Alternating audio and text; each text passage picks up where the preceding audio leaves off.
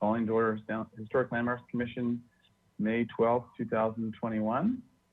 Let's start with a roll call. All right, thank you, Chair. I'll go ahead and take the roll call, and I'll start with Chair Grumbine.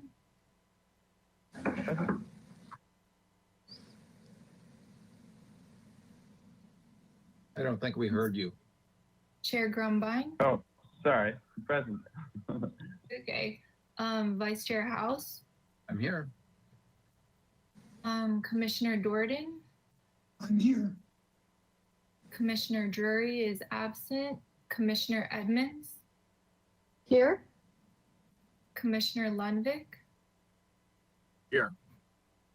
Commissioner Mahan. Here. Commissioner Manuel is absent, and Commissioner Uli. Hi, everybody. I'm here. Hello. All right, we have a quorum. Thank you. All right, thank you. All right, so let's go on to public comment.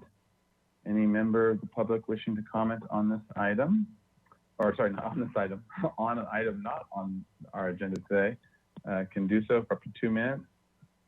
Any subject that's within our jurisdiction. Mr. Hamilton. Thank you, Mr. Chair. And if you are attending by webinar and would like to give verbal public comment, please hit the hand icon on your control panel as shown on screen, and then you'll have 2 minutes to speak. And while we wait for hands to raise, I'll confirm with Ms. Ternovskaya whether we received any written correspondence. Thank you, Chair Grumbine and Mr. Hamilton. We did receive written correspondence from Marina Martinez and Lanny Ebenstein. Back to you. Okay, thank you. And I do see one hand raised in the audience. So Mark Alvarado, I'm going to unmute you. You'll have 2 minutes to speak. Okay, good afternoon, Commission. My name is Mark Alvarado, and I'm the one person, along with many others, that are involved with the Ortega Park Mural Rescue Project. It is an item that you heard back in January, and you might recall that you directed Parks and Recreation to provide more public outreach to get a better sense of what the significance of the murals were in relation to the evaluation that was done by Sight and Play Studios back in December. We also assisted with an April 24th community outreach meeting in Ortega Park. There was about 150 people who showed up to that event. There was a lot of feedback, and it was a great event. We asked about the status of the grant that's associated with the design and the CEQA report that's required. We asked on April 29th, and we've yet to receive an update. And we were told that that grant application needed to be submitted by June the 12th with an HLC 30-day public review, as well as a planning commission approval before June the 12th. And it's getting really, really tight. And I don't think much of that has been put into the pipeline yet. And so that's a concern that we have.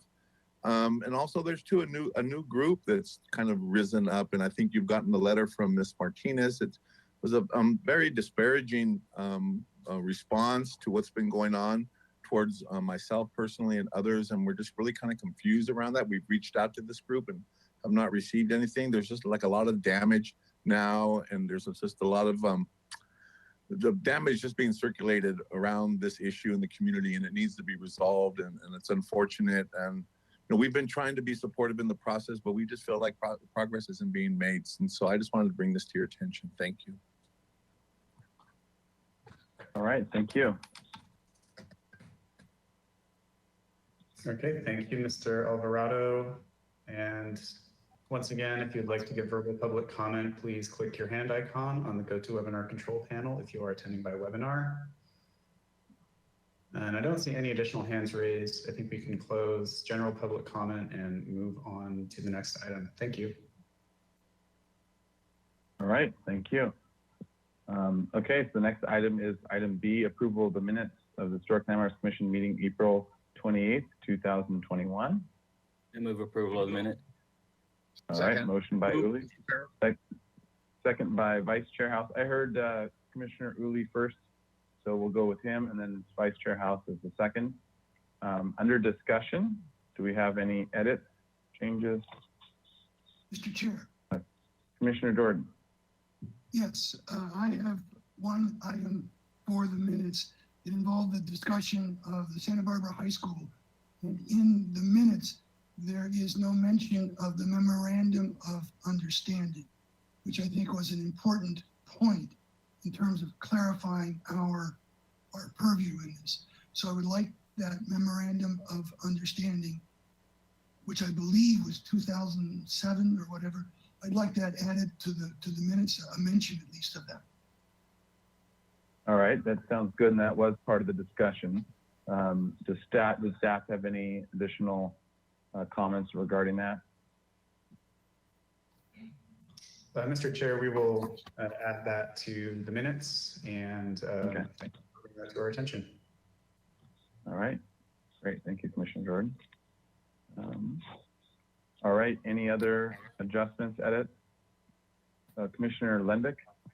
I have a question regarding the high school review on page 8 of 8, commission comment number 4. The hierarchy is very important. I'm not sure if that's a proper word, if it is something we stated or what, but I don't understand the meaning of that sentence, the first few words. I believe it was Commissioner Jordan who said, do you want to add clarity to that? I think I know where you're going with it, but I can see here that it wasn't. Yeah. My comment, I used the word hierarchy only to indicate that there were different types of windows, and not every window had one of those wood mullions. So the hierarchy is in the different types of windows, and the wood mullions are an important part of establishing the difference between the windows. So my comment was it was important to preserve the hierarchy of windows, and the mullions contribute to that hierarchy.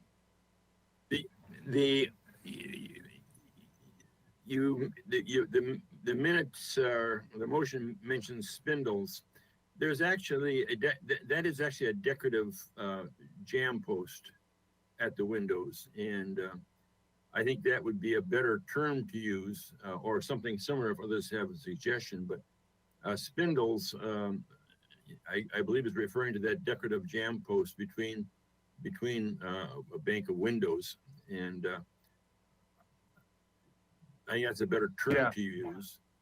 But I still don't understand where hierarchy fits in. So how about this? How about this as an edit? So the hierarchy of windows, as shown in their differentiation of or their complexity of different mullion and muntin types, is very important, and then just sort of insert that so it's clear that we're talking about and some of them have these wood mullions, and the spindle thing, maybe we call it a turned jam, or something like that. I think spindles is accurate to some in a certain extent, but maybe it's not as clear as it could be. But a turned jam, so at least it accentuates the fact it's round, right? So How about let's do, mullion ornament? Okay, there we go. I'm liking that. That's seeming even more clear. Turned mullion ornament. Okay. Turned or ornamental mullion. Turned ornamental mullion. Okay, instead of the spindles. And then for going back to the hierarchy, so the hierarchy of the windows is very important, as shown with the let's see.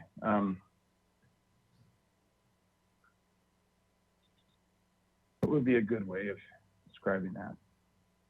How about, Mr. Or Chair? just how about hierarchy of the windows is very important, because that's differentiating. There is differences, and we don't need to necessarily go into detail on each of the differences. We just say there is a hierarchy of windows. Sounds good to me. I believe that in 5 years' time, when all of us are gone, no one will know what that item 4 means. Mr. It's, Chair, we can Yes. talk about knowing what hierarchy is now, but no one's gonna know what we meant in Okay. 8 years. Commissioner Jordan, do you have an additional idea? yes, I made that comment because not all the windows are the same. Some windows have turned wood mullions, if that's the phrase we're going to use. Some windows do not have them. I believe I used the word hierarchy to distinguish. And if those turned wood mullions were removed so that all windows looked the same, I think the architectural order of the building would be damaged. So I suggest a line like, if we're using the phrase turned wood mullions, which is fine, or whatever term we use, the turned wood mullions are important in establishing and contributing to the architectural order of the building. Okay, and just adding that phrase in, or are you seeing it happen at striking a certain portion and putting? How about this, Chair? How about this? The turned wood mullions contribute to establishing the architectural hierarchy within the building, and should be replaced wood for wood and be replicated as close as possible. Sounds good. Okay, that sounds good. Commissioner Edmonds. Would it not be better looking forward, as Commissioner Lindvik has said, is maybe to change the term hierarchy to prioritizing the type of windows that Commissioner Jordan has just explained? I don't know. I actually think hierarchy is more appropriate because it's not, priority is just like what should come first, but hierarchy establishes that the highest form of the windows is this one, and there's a middle and there's a lowest, and they're positioned based on actually the where they fall within the building and where the most public or the most private or the most utilitarian versus the, so I think there is a hierarchy going around the building, the hierarchy of window and spaces. So I actually think that that's probably the best term to use, but in the way in which you laid it out, Commissioner Jordan, I think makes sense for for explaining that. And I think that should be able to be conveyed even to, 10 years, 20 years down the road. There's some semblance of that. But Mr. Chair, yes, Commissioner Uli. I would just caution us not to debate about an issue that has already gone by. Comments on minutes should just be minor corrections to the recollection of it, and not a debate of what the matter was we first heard. Yeah, sounds good. So I think with those comments, staff, is that good? Do you have the Commissioner Jordan's comment or summary of it? I think that will make a good replacement. So let's go with that. All right, and let's move on. Any other edits? All right. Seeing none. All right, so the maker of the motion and the seconder okay with those edits? You bet. All right. Yeah. Okay. So with that, let's have a roll call vote for the minute. All right, thank you. I'll go ahead and start.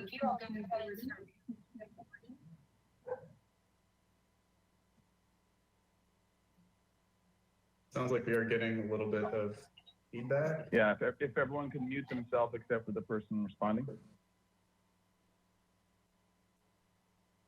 All right, I'll start with Commissioner Jordan, Yes, Commissioner Edmonds, Yes. Commissioner Lindvik, Yes. Commissioner Mayhem, Yes.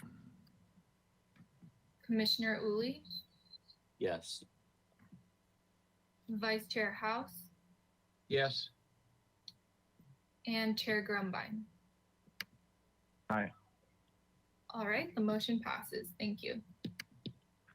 All right. We are on to item C, approval of the consent calendar for May 12th, 2021. I move approval of the consent calendar. All right, motion by Uli. Second by Vice Chair House. All right, Even under though I was- discussion, or You read my lips. yeah, I saw your I saw your lips move. All right, Mr. Hamilton. Thank you, Mr. Chair and Commissioners. The first and only item on today's consent calendar was 214 East De La Guerra Street. It was a request for review after final, and the project was continued 2 weeks with comments. And the reviewers were Commissioners Edmonds and Mahan. All right, great, thank you. All right, any Mr. discussion Hamilton, about it? We continued it. Yeah, Mr. Chair, Yes, Mr. Commissioner Chair. Mahan. Mr. Hamilton, didn't we continued it to the full commission, right? Yes, that is correct. We couldn't agree on the issue. The Commissioner Edmonds thought it was okay. Commissioner Drury was there for the sign, from the sign committee, and he wanted to move it. I didn't feel I could make the findings for substantial conformance, which are required. So we thought it better come to the full commission. Very important wall adjacent to the new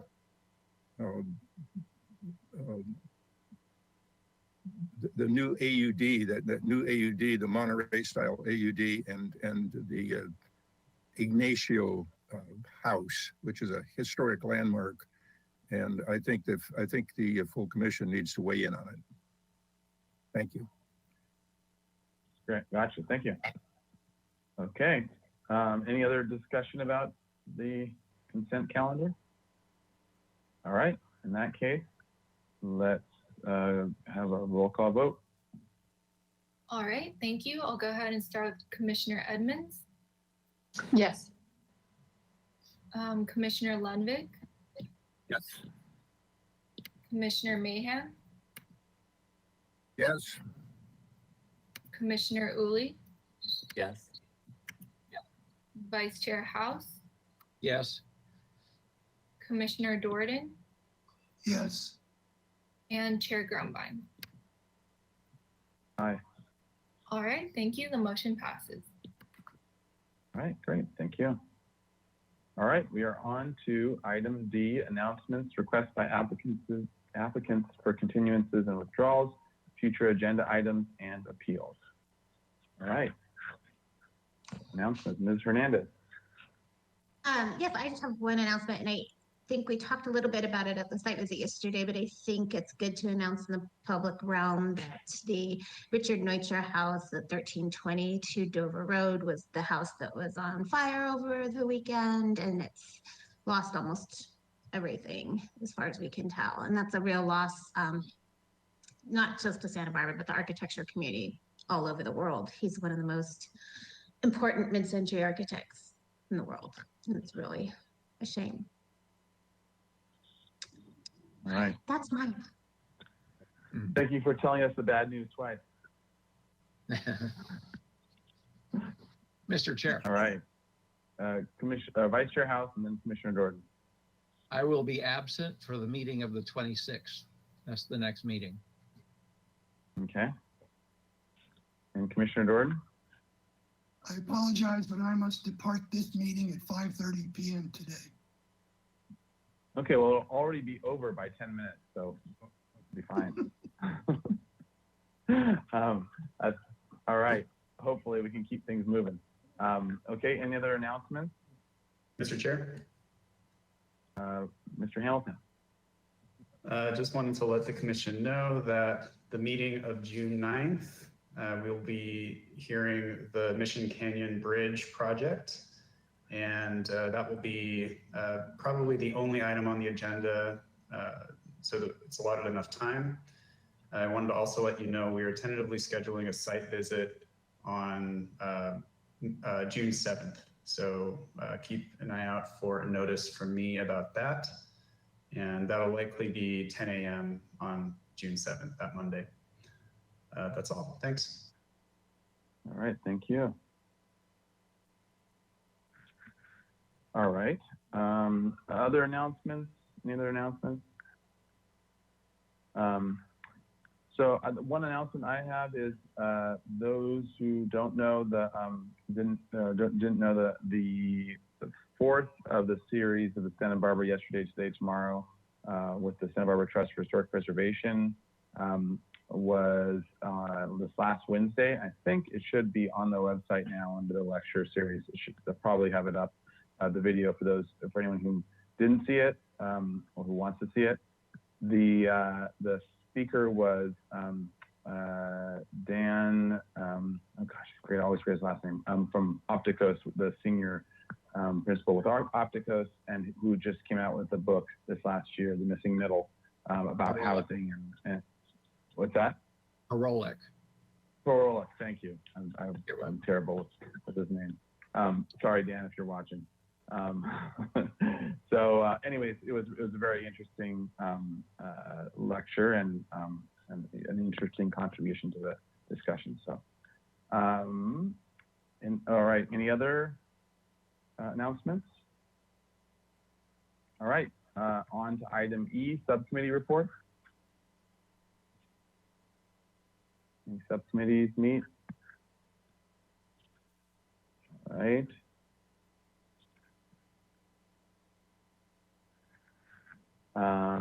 Okay, and then in that case, we'll close item E and on to item 1618 Gillespie Street. This is a miscellaneous action item. This is a resolution of intention. The commission is requested to adopt a resolution of intention to hold a public hearing on May 26, 2021 to consider a structure of merit designation of the Queen Anne pre-classic style residence constructed in 1904 at 12 East Sola Street and moved to this location in March of 1980. All right, Ms. Hernandez?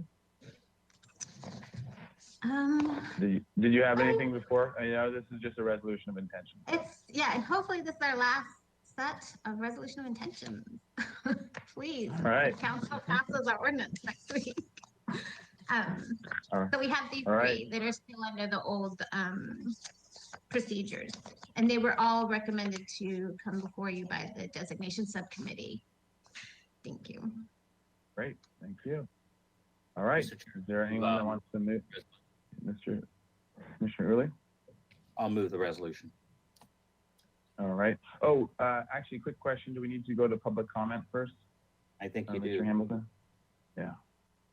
All right, so let's go to public comments on this item. Anyone wishing to make a comment, please click on the green hand arrow icon and follow the instructions. Thank you, Mr. Chair. And if you're attending by webinar, please click the hand icon on your GoToWebinar control panel to give verbal public comment. All right, and I don't believe we received any written correspondence on this item. If Ms. Tarnowska can confirm, please. Thank you, Mr. Hamilton. We have not received written correspondence for this item. Back to you.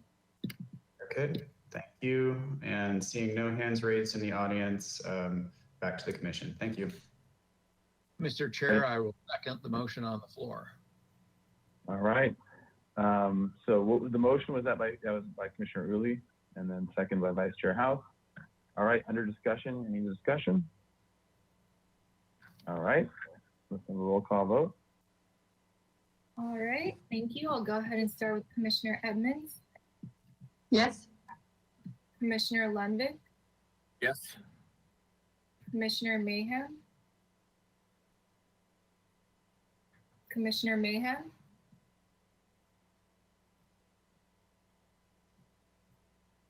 all right, I don't see his.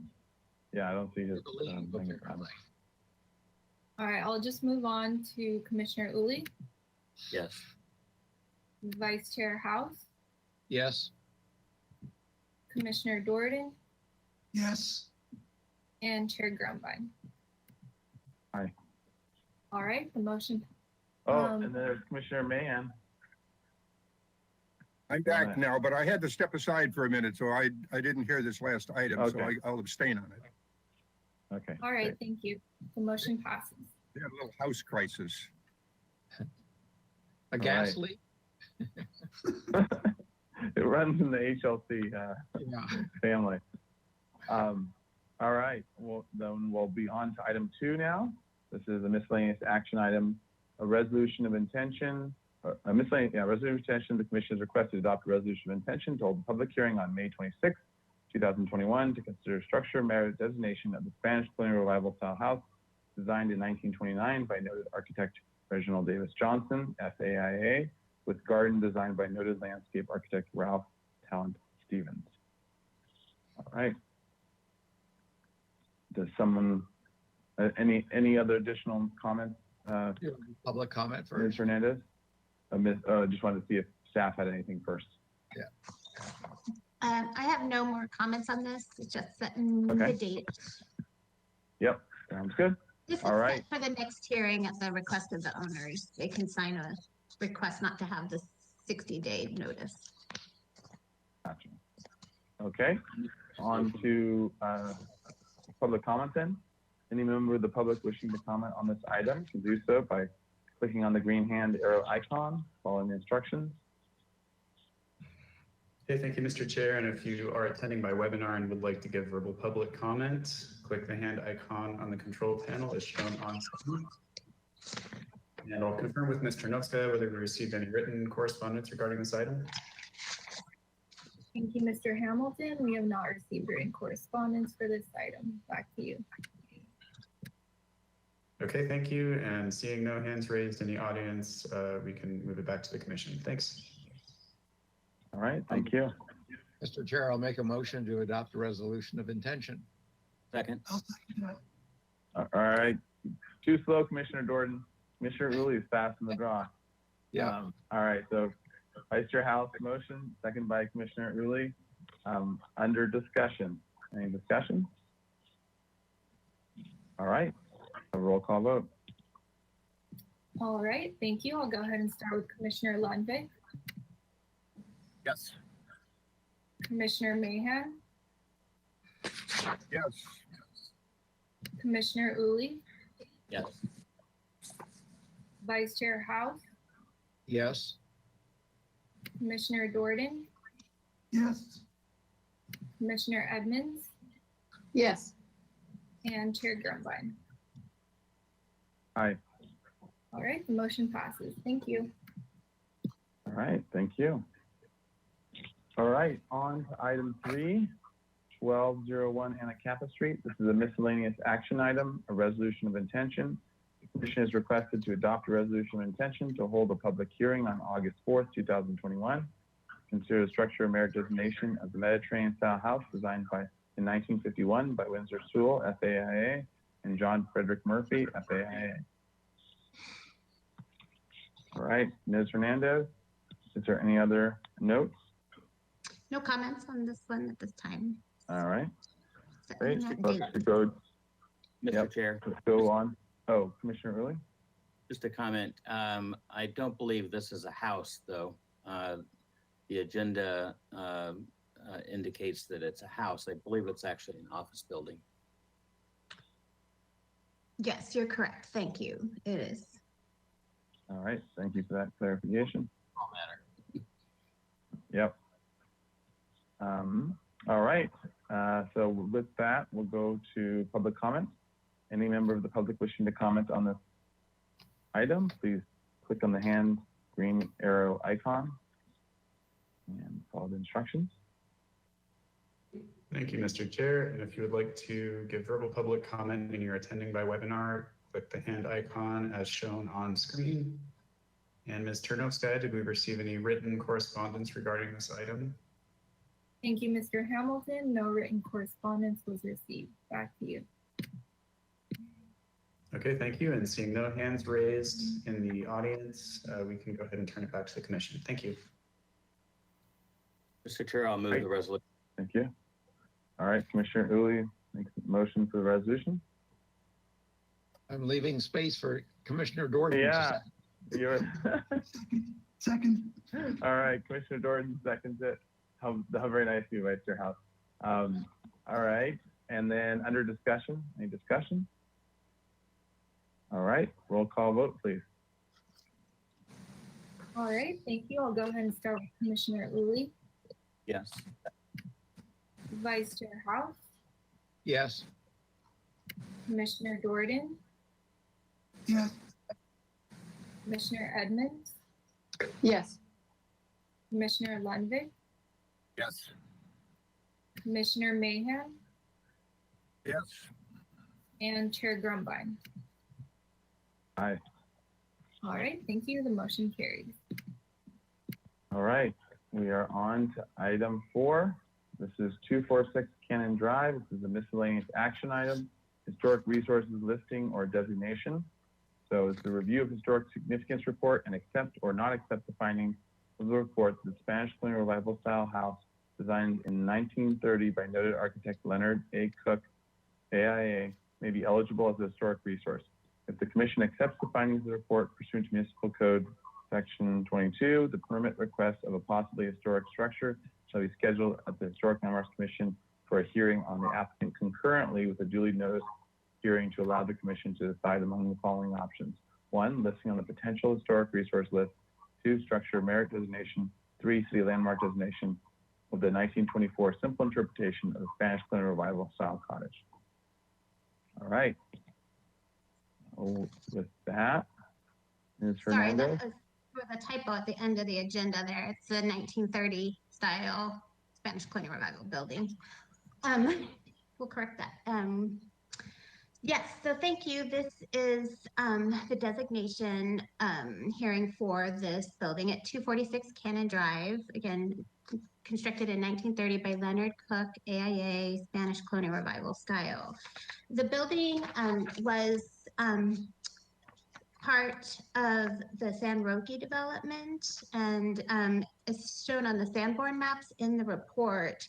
This was one of the few houses on Cannon Drive at the time. 2 of the other houses that were built at that time are already designated structures of merit. One at 212 Cannon Drive was designed in 1928 in the Tudor revival style, and one at 405 Cannon Drive was designed in 1929 by Edwards and Plunkett in the Spanish colonial revival style. The houses were built as part of the San Roque Country Club, a planned development of homes around Cannon Drive with a golf course where the Ralph Stevens Park is now. The homes were required to meet construction and design standards established by the San Roque Investment Company, and a San Roque art jury governed all the color schemes. As an original 1930 Spanish colonial revival style house, and illustrative of the San Roque development, the house qualifies under criterion A. It also qualifies under criterion D as being an exemplification of the Spanish colonial revival style house. It does have an interplay of the roof volumes and the patios and the noted Monterey balcony. It does have the character defining features of the style with the terracotta roofs over the hipped roofs that are a nice transition into the smooth stucco walls. The walls also have carefully punctured spaces for the openings, which have rectangular wood casement windows that have the true divided lights. And they also have true divided light French doors underneath the Monterey balcony. And the Monterey balcony is one of the most noted features of the house, with heavy timbers and carved brackets at the top of the posts. And it also has a stucco chimney with a decorative arch above it, more like a tower-like element.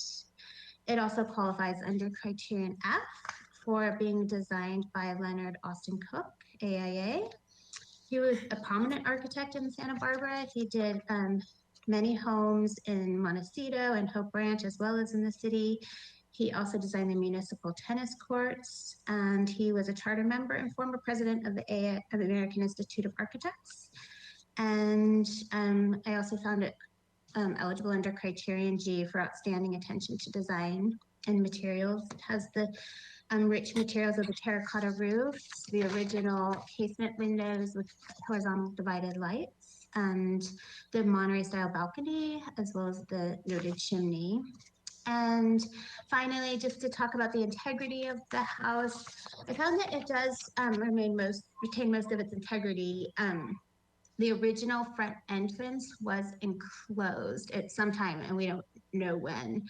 And the other big change was the one-story addition done in 2001. But the most visible part of the house is really this vision coming from Calle Fresno, actually, because it sits on a cornerlet that you see the big Monterey balcony up above on the hill. You can't really see the building from the Cannon Drive entrance, and that entrance was the one that was enclosed at some point. And that concludes my presentation. And I do believe the owner is here as well. You may have some comments. Great, thank you, Ms. Hernandez. All right, so let's go into public comment. If members of the public wish to comment on this item, please click on the green hand arrow icon. Raise your hand, follow the instructions. Thank you, Mr. Chair. And for those of you attending by webinar, if you would like to give verbal public comment, please click the hand icon as shown on screen. And while we wait for any additional hands to be raised, Ms. Tarnowskaya, please confirm whether you received any written correspondence. Thank you, Mr. Hamilton. We did receive written correspondence from Richard Clausen, and it was distributed to the commission before this meeting. Back to you. Okay, thank you. And I do see two people wishing to give public comment. One, I believe, is the owner, Brian Van Heck. I'm going to unmute you, Brian Van Heck, and you'll have 2 minutes to speak. All right, you are unmuted. Please go ahead. Great. Hi there. Hi, commissioners and city officials. I appreciate the opportunity to be considered, for this designation, and I'm very passionate about historic properties. I have been involved back in Park City, Utah, with a nonprofit that I started that helped to preserve and protect historic Old Town Park City. So I have a lot of passion and interest in historic preservation. And also, this was kind of a dream of mine to live in that neighborhood and to have a Spanish-style home. So I'm just really honored to be in the house, making it a family home for myself and my two boys, and just appreciate the consideration. All right. Thank you. Okay, thank you, Mr. Van Heck. And next we have Richard Clausen. Richard Clausen, I'm going to unmute you, and you'll have 2 minutes to speak. Please go ahead. Thank you very much, Mr. Hamilton and Chair Grumbine. My remarks are going to be brief. I just wanted to say I'm a very strong supporter of designation for this home. As you know from my letter, I live across the street from it. I've lived across the street from it for 30 some years. I think that there have been enough changes to the original structure so that it may not qualify to be a landmark, but it certainly is a strong candidate to be a structure of merit, and I heartily encourage you to designate it such. The other thing is just a housekeeping thing. It seems to me that Mr. Hamilton and the staff members of other design review committees are bound, for the sake of consistency, to read a script about public commenting on individual items. And regardless of how the chair hands that off to the staff person with an explanation or just to take it away, Mr. Hamilton is going to have to read his script. And so I just offer that as a comment to the chair. Thanks very much.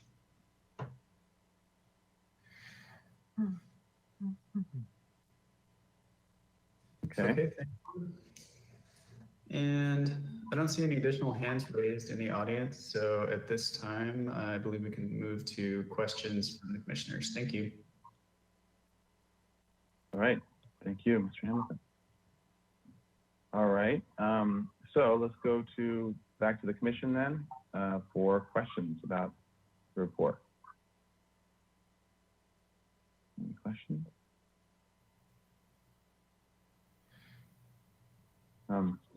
I had one question for Ms. Hernandez. In terms of the windows, and this is a decent shot for it, most of them are original, is that correct? Or most have been replaced? And then the ones that are new, the most part, are they conforming to the original? It seems like they were, but there wasn't photographs of everything. So. Yeah, Thank you, Mr. Chair and Commissioners. From what I could tell, they all looked original to me. There was the only small alteration was on the rear, and I don't think any of the originals have been removed. Okay. And these are very that Spanish style where they divide horizontally, so it really keeps that feeling Mhm. that so many of our Santa Barbara homes have. Great, thank you. That was the only question I had. Any other questions from the commission? All right. So with that, let's go into discussion, comments. Mr. Chair, Commissioner Uli? thank you. I'll take a stab. This is a good example of Mr. Cook's work. You know, we don't have many examples of his work. He wasn't as prolific as, you know, the usual suspects that we talk about, you know, Smith and Sewell and the others. But it's a very good example, very clean, very organized. I would certainly support it being a structure of merit. All right. Other additional comments? Anyone, does everyone agree with Commissioner Uli's general assessment? If not, speak now. All right, I have a similar feeling. So with that, is there someone that wants to make a motion? I'll move that the Historic Landmarks Commission designates 246 Cannon Drive as a structure of merit. Second. All right, Commissioner Edmund gets it, because Commissioner House was muted. So We read your lip. or Vice Chair House. Yeah, but Commissioner Ed, so second by Commissioner Edmund. Under discussion, any discussion? All right, let's have a roll call vote. All right, thank you. I'll go ahead and start with Commissioner Uli, Yes. Vice Chair House, Yes. Commissioner Jordan, Yes, Commissioner Edmonds, Yes. Commissioner Lenvick, Yes. Commissioner Mahan, Yes. and Chair Grumbine. Aye. All right, thank you. The motion carries. All right, thank you.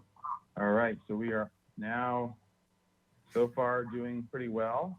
We are, 6 minutes ahead of time, but we can go on to item 5, I believe. So let's go with item 5, 246 Cannon Drive. This is a new item for concept review. The 1930 Spanish colonial revival house designed by architect Leonard Cook. AIA is eligible to be designated as a structure of merit. Proposal to construct a new 2-car garage, a first-story addition, and a second-story addition, including 2 second-story decks. The project includes the as-built enclosure of an existing front entry alcove and the installation of a garden fountain. The project will abate violations, DIR, etc., and enforcement, etc. The proposed total of 4,992 square feet of development on a 15,660 square foot lot is 114% of the guideline maximum floor to area ratio. Architecture historian prepared a memo evaluating the project to the Secretary of Interior Standards for Rehabilitation. This is concept review. No final appealable action will be taken at this hearing. All right, Mr. Hamilton and Ms. Hernandez. Thank you, Mr. Chair. I just have some guiding comments before the applicant starts their presentation. Just wanted to talk a little bit about the enforcement aspect of this project. Back in 2001, there was a permit for additions to the property, and there was supposed to be a garage, a 2-car garage, constructed as part of that permit as a second phase. But that was never done. So this house has been without a garage for that period of time.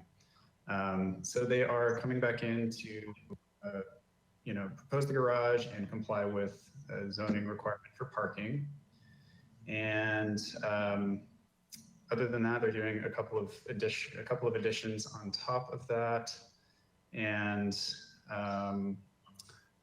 let's see, I think that's all I had that I wanted to clarify. So that's going to address those enforcement cases there. And unless Ms. Hernandez has anything, you can turn it over to the applicant, but Ms. Hernandez?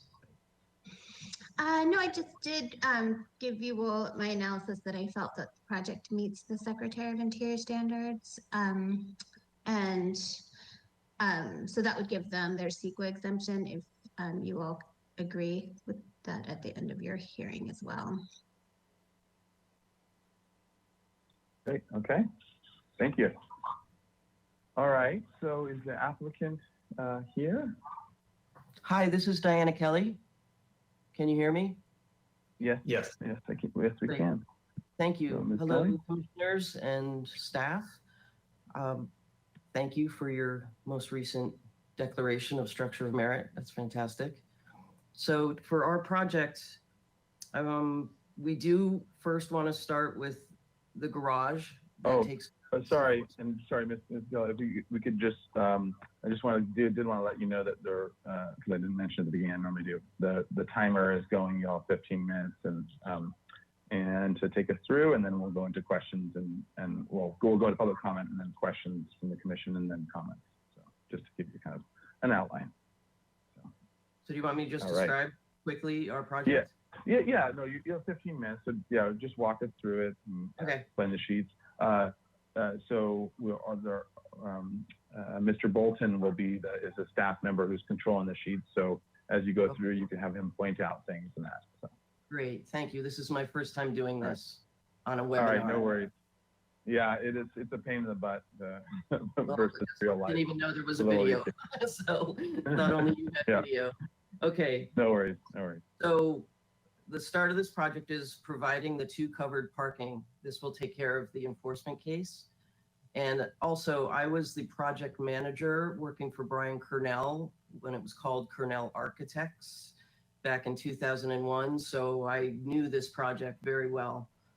And the new owner, Brian Van Heck, who's owned this over a year now, inherited all these things we're going to hopefully legalize and correct. So the only one violation was the lack of the covered parking. So working from the original Leonard Cook drawings and from my past at Kernell Architects, we've created this new project to submit to you.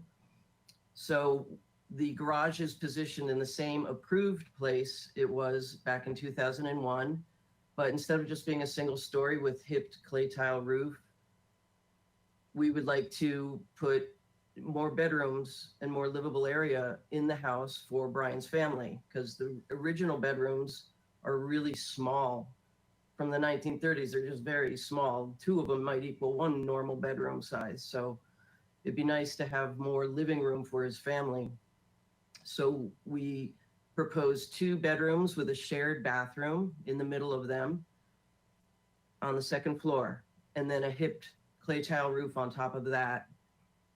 At the rear of the garage, we'd like to add a new den that becomes pretty much a covered loggia that has doors that open up to the rear yard for a nice shade den-like space to overlook the rear yard where the kids play or where outdoor dining happens, right outside of the kitchen deck there on the site plan you can see.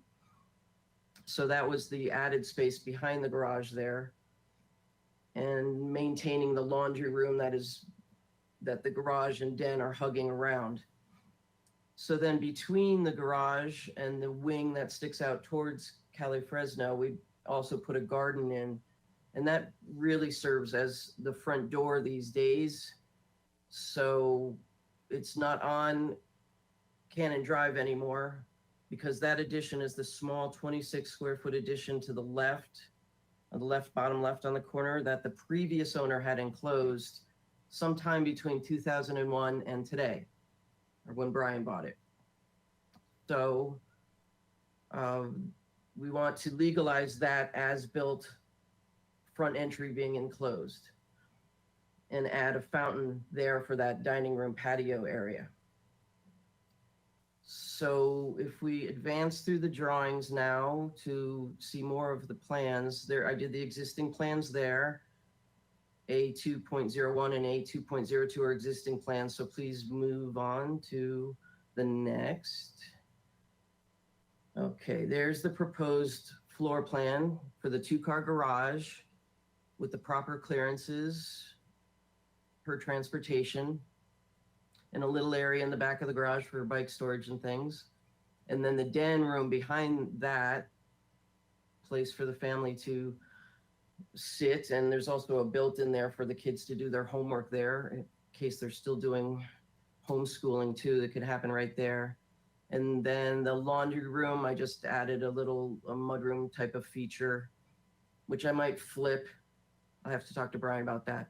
Anyway, so, and on the second floor, next sheet, please.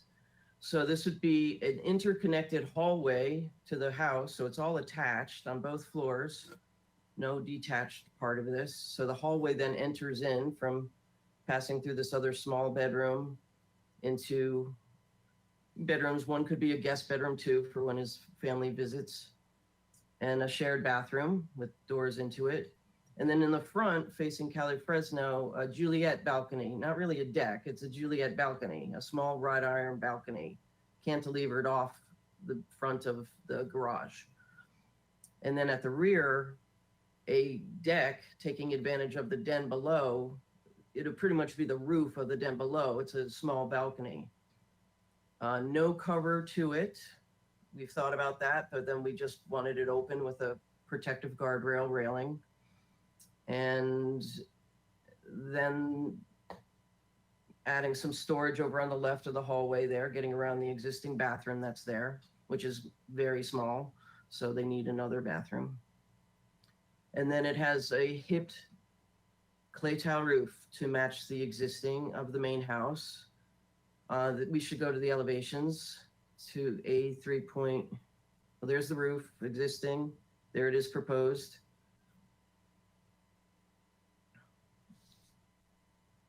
Okay, then I did existing elevations all together. And then the next sheet, that's all existing. Okay, now proposed, this would be the view from Cali Fresno looking up the driveway to the 2-car garage overhead doors that look like carriage doors, and then the wrought iron balcony, and then French doors with side lights. And the exterior stucco finish will match the existing house finish and color, and the clay tile roof will match the house. We'll detail the doors and windows to all match the house. We did that to the right of where this scope of work is, right to the right. That smaller 1-story building to the right there was the garage. In 2001, we converted that to habitable family room space. And that's where phase 1, we lost the garage and they were going to build it here where this garage is shown now. So that's what happened in the shift of things since 2001. Okay, and then the side, that's the front from Cali Fresno. And if we go down the sheet, there's the side from the east property line. The garage will have windows also. We have to move the electrical main outward. And that's the profile. And there's not much work in the driveway at all. That all stays because this is just a flat driveway area right there. Just, it seems unfinished on the existing house where the laundry just wings out and there's nothing much to it. It just looks like the house was unfinished, actually, in a way. Just a thought. Okay, the next page would be the rear elevation with the den pocket sliding doors that slide to one side to just be all open to the rear yard. And then the deck above to that bedroom with a wood guardrail at proper code height. And over to the left side is where the original front door was, because there used to be a pathway going down to Cannon Drive that has been abandoned, and it's got landscape and fencing. It's all abandoned, but the mailbox still exists down there on Cannon Drive. So, but everything else happens now from Cali Fresno coming in from the driveway gate, and there are low stone walls that are very beautiful, and they have nice garden gates in them. So the approach has always been from Cali Fresno in the last 2 decades. There's no fireplace proposed, so there's no chimneys to be added to accent the roof. So let's see, I did do, okay, there's the view from Cannon Drive, which you can't even see from the street levels because there's so much vegetation from, between the street curb and the house. You can't even see the house really. And I did do sections in the next sheet.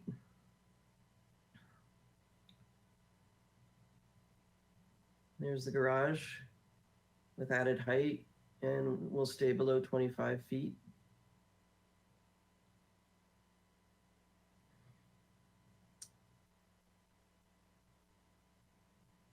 This is the long view.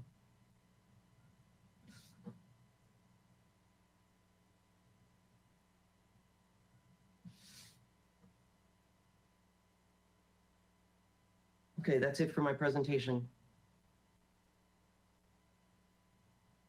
All right. Thank you. Did you go through all the sheets just to make sure we have finished off everything? I know we have it in the packet too, but Mr. Bolton, can you just go back to the set, and can we just make sure that we've gone through all the sheets just to see them one last time, because we do have a little bit of time here, so you can just flip through. Yeah, thank you. Keep going. Yep.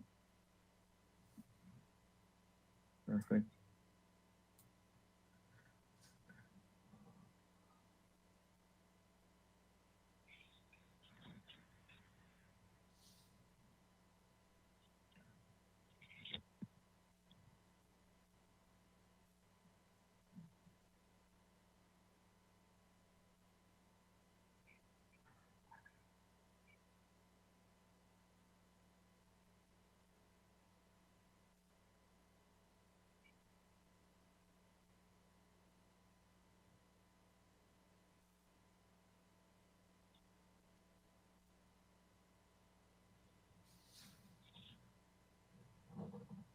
All right, there's one more, I think.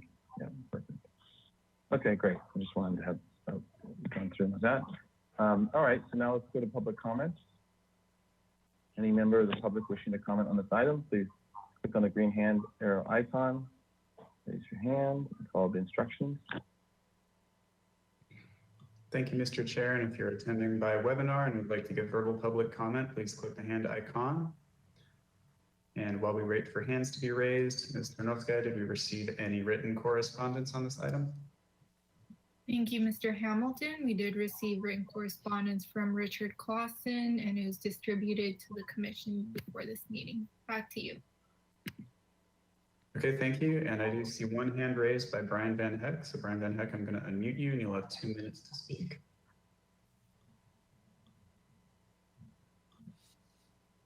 And Mr. Van Heck, you are unmuted if you would like to speak. If you don't wish to speak, just let us know.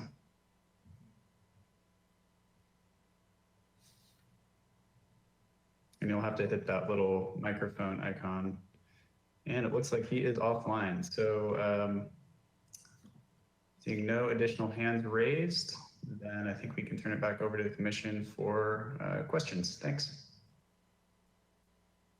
All right, great, thank you. All right, the commission for questions.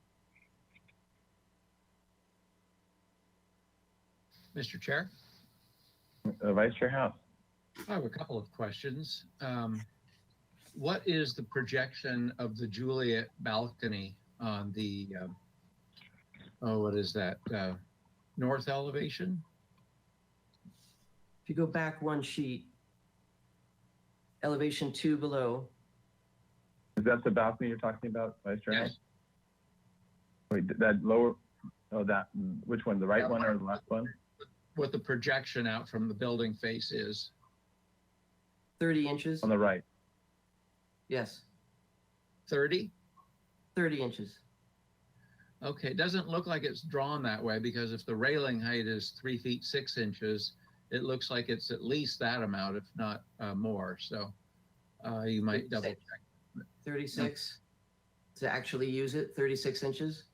Okay, and then second question would be on the deck above the den, on the opposite side of the building. What is the surfacing material? Satya deck. tile.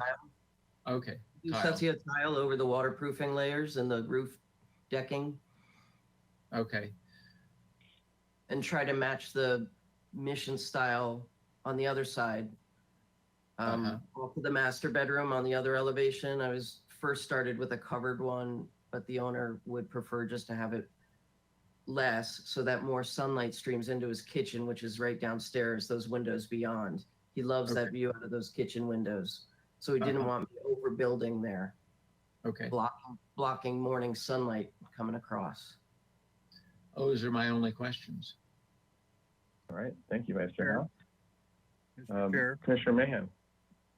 yeah, can we go back to the drawing where it shows a section through the garage and I guess it's the master bedroom? Yeah, what is the ceiling height of the garage? 9 feet. Pardon me? No, 10 feet. 10 feet? Yes. Garage doors will be 8 feet. It's gonna roll up. And the owner wanted some more height in there. What is the plate height? What's from the second floor up to the plate? What is that height there? 8'6".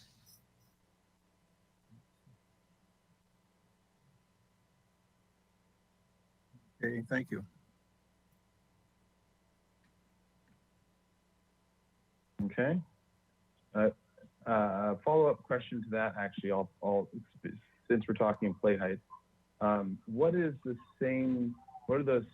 plate height of the same questions for the historic portion of the house in terms of plate height for the first floor and plate height for the second floor? And is there variation or is it all consistent? So right there in the dimensions on the left, the existing main first floor height, it rises up from grade about a foot. You step into the house, and then the first floor height's probably, let's see, where is that? Existing is 7. It's like 8 feet for the first floor, and then the second floor is 7'5". Okay. All right, that was it for my plate height questions. All right, the other commissioners' questions?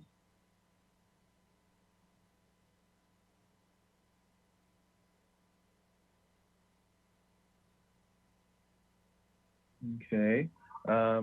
Other question I have was, and this might be a question for staff and or the architect, is the FAR question, just confirming the FAR is calculating both garage and first and second floor sort of gross area, footprint area, well, footprint and then what the upper level to outer wall. Is that correct? Or is it, is there a net calculation or is there a garage portion that isn't counted? Thank you, Mr. Chair, and to the commission. Yes, the FAR covers the garage as well as the habitable area, but it is a net calculation. It's not gross, so it's basically the interior dimensions of the building, basically where the floor is located. So that is the number you get. And also, just as a side note on floor to lot area ratio, it is guideline in this case, not required. So we provide that number just as the 114% number just as a sort of guideline so that you know. But they're not Gotcha. subject to FAR mods or that sort of thing for this project. Okay, great. That was gonna be my follow-up question. So, okay. Thank you. And any other questions of Commissioner Lenbeck? Thank you. I also had questions regarding the ceiling height or plate heights for the addition, and they've been answered. I have a difficult time looking at the plan, the new plan, and understanding where the transitions in height are occurring, floor heights are occurring. You know, I see 2 steps down to a den. Let's go to the second floor. Let's go to the second floor plan, and then you can keep going. Okay. Proposed. You go down to the first floor plan, which is really, you know, I see elevations spotted on the garage and on the landings and on the entry, but I don't. And then I see, you know, elevations spotted on the den, but I don't see a corresponding steps every place. And I'm just wondering, you know, what's happening there. Not that I'm concerned with the interior, but I'm concerned with the exterior view. And I feel that the addition is getting taller than it needs to be in relationship to. So in terms of making a question, so if the architect could walk us through the different levels as you would transition and where the floor is dropping. We'll start with that, so that it's a question, and then we're figuring out different floor levels. So first floor, and maybe it's simplest to talk it from what was the original entrance.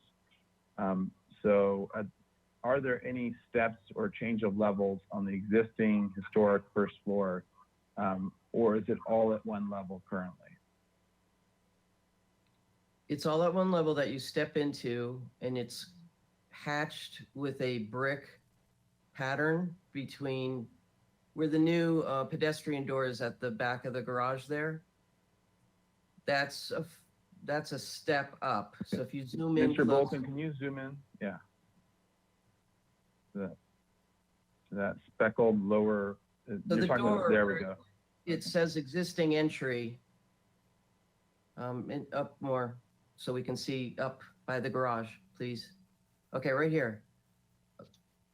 Over to the left a little, please. Okay. New step 1 landing. There is his height. You step up like 6 inches, and then you go to the next brick step. And then you step up into the house to the left where it says existing at that door. Mm-hmm. And then at door 1, you just go through the house, through door 1's threshold and step down 1 step there. I made it broad and long where it says new step landing 3, and then down to the garage floor. So you are stepping up at the door into the existing Yes, house. you always have to step up. There's an existing concrete step right there under that covered area. You can see on the existing plans, which we don't have to go to just yet, but you do have to step up a foot to get from grade into that, what they call the front door now. Okay, and then I had it stepping down to the garage to get to grade again. And then even if you go down on this sheet at the den, I added steps to step down to a slab on grade. New steps down right there, south of the laundry and mudroom, to get down into the den at grade. And then it'll hit a hardscape right outside the doors of the den to get to the rear yard, which is all brick. So let me ask you as a point of clarification. So your den and your garage in this proposed are at 516.33, right? Elevation. Yes. Finished floor, 516.33 feet. And then you go up 1, 2, 3 steps, and then you're at the level of the main house, which is at what? It's written in the sitting room to the left, right off the front door in the sitting room. 517. Okay, 517. Okay, great. 0.33. So it's 1 foot. Okay, great. So it's the existing historic house level is 1 foot higher than what you're proposing for the garage and den areas. Is that correct? Yes. Okay, great. And then, so if your existing house is 517.33, where is the, can we go to the second floor now and understand where the existing historic second floor is at? Do you have it labeled Right somewhere? on the- Maybe right there. In the north bedroom, it's written right Okay, there. perfect. So 527.33, so it's 10-foot difference between finished floor to finished floor from in the historic house. So it's probably like a 9-foot ceiling and then about a foot of structure and then the second floor. Is that right? Yes. Okay. And then what level is, and the second floor on your new second floor is at that same level. Is that correct? Right. The new hallway 527.33. connector right there. You'll see the dark pochade new walls. We're going to bust through a little alcove that's in this bedroom. You're going to walk through that bedroom, which will become like a sunroom, and then walk. See, there's a line there, but that's existing new. Okay, New so there hall- is no steps in the second floor, basically. No, it's all at the same floor on the level. same level. Yep. Okay, got it. And the plate of there is the second floor is 7'6". 8'6". Oh, 8'6" for the Yeah, historic. the section shows. Oh, no, the new. Sorry, Yeah, the new is 8'6". 8'6". Oh, and the old historic- is 7'5". Oh, 7'5". Okay, got it. Okay, is that clear now to everyone in terms of plates and levels and everything else? Is everyone good with that? Or any other questions on that? Okay. Any other questions in general?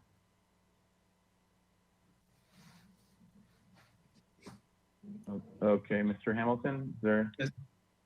Yeah, Mr. Chair, just had a quick question. I'm getting a notification that the owner, Brian Van Heck, was having some, it seems like he was having some technical difficulties. He'd like to just make a comment, I think from public comment. So.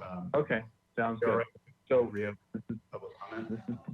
This is probably a good time. If there aren't any other questions, we'll go to public comment and then we'll go back to make comments. I have one other question, Mr. Chair. Okay, let's finish it off then. Yep, Commissioner Lendick. Another question. Go back to the site plan or go back to the site plan if you would. I would like to understand where the adjoining house is on the east, where the adjoining improvements are. I don't know what's going on just adjacent to this large addition. Can you answer that question? What's happening over there? I will have to study that, and I'm going to move this site plan to its own sheet, and I'll open up the crop and be able to plant that building on there. But I hope when the owner speaks to you just now, he'll tell you how he spoke to these neighbors and relates that to you. So I hope he can hear me right now and speak to you. I'm not so much concerned. So I'm concerned about that too, and he did speak to that owner. So I hope Brian speaks to that. Yeah, I'm not so much concerned with what the neighbors. Well, I'll put it on the as site much as I'm plan. concerned about how the neighborhood feeling is. So And that I'd would like to be know- there. It's at least a 10-foot setback, and I remember looking over the fence, and the house is farther than that. So I will open it up and let you see it for the next concept review. Okay, all right. You got your question answered though, Commissioner Lendick? Well, the question's unanswered. We'll Yeah. see when we Yeah. see. We'll see when we see. Yeah. Can I ask a question too for Sure. landscaping? Yeah. I'll wait. Yeah, that's I'll wait. fine. Yeah, let's go to public comment and we'll come back. Okay. Let's go to public comment. Okay. Mr. Hamilton? So if anyone, member of the public wishing to comment, we'll reopen public comment with the green hand arrow icon. Click on that, follow the instructions. You get 2 minutes to speak. Okay, thank you, Mr. Chair. We are reopening public comment as we had a public commenter who was not able to deliver public comment due to technical difficulties. So Brian Van Heck, I'm going to unmute you. You'll have 2 minutes to speak. Fantastic. Thank you so much. This is Brian Van Hecky. Can you hear me okay? Yep, loud and clear. Okay, great. So I dropped off for a couple minutes. I was able to follow all of that review, and I appreciate everybody's input and just conscious thoughts on the things. So I just wanted to provide some perspective. Basically, again, well, first let me say I appreciate the historic merit designation. That is really wonderful news. So I thank you for that, and happy to uphold the historical integrity of the home, for future decades and generations to come. As I've said, I'm super passionate about the home, the neighborhood, and just again being in a historic property. Diana and I went through many revisions. She can testify to this in terms of I'm very particular about wanting to make sure it looks right with the historical home and not doing anything excessive. We're not looking for any exceptions, obviously.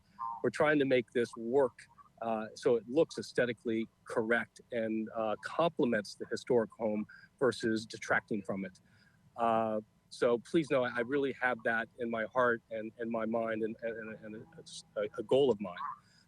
In addition, for some perspective as far as why I'm looking to do this addition, obviously first and foremost is the garage, so we can meet code and take care of that.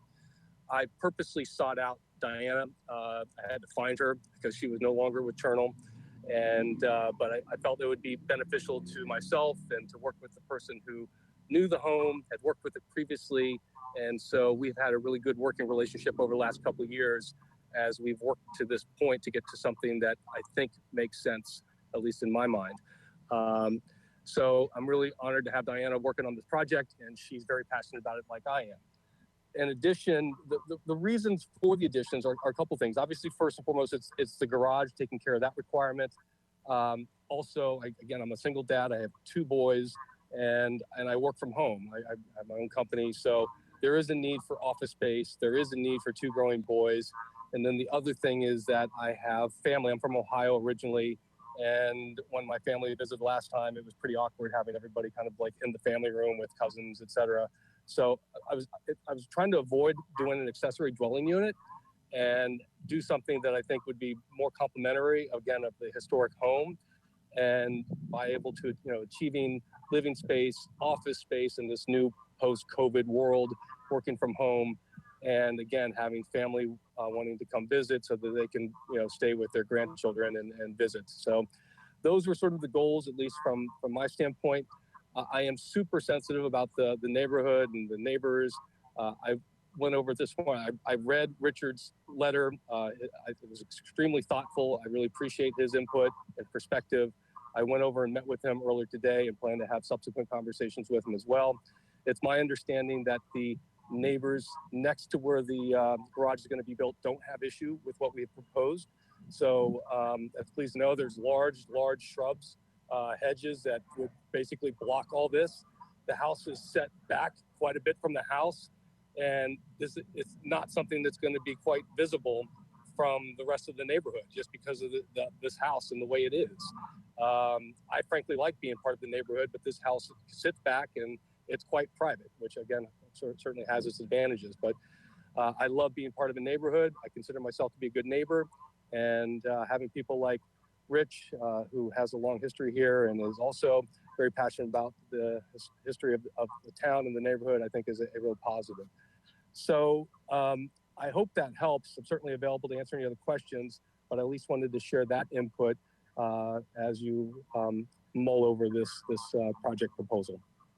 Thank you. Yeah, thank you. And I let you obviously go way over, but because you're the owner and it's sort of like part of the presentation. So yeah, I appreciate you for all that information. Oh, thank you for that information. All right. And then if there are any questions, we could, that particularly for you, and actually we'll close public comment, but if you can stay on just in case there are some questions from the commission, any more questions. So, and then before we go into comments. So, all right, so we'll close public comment now, and then go back to the commission. Was there any questions for the owner from the commission? Mr. Lenbeck had a question, didn't he? I think he had a question, but I think it was already answered by the architect. I think he was asking for if you have a drawing. He was asking for if you had a drawing that showed where the relationship of the neighbors were. Correct, Mr. Lenbeck? Yes, I wanted to see where the adjoining property improvements are. Thank you. Okay, so that Any other questions for the owner? All right, well, Mr. Van Hecke, thank you very much. And we'll move on into our comments and we'll go from there.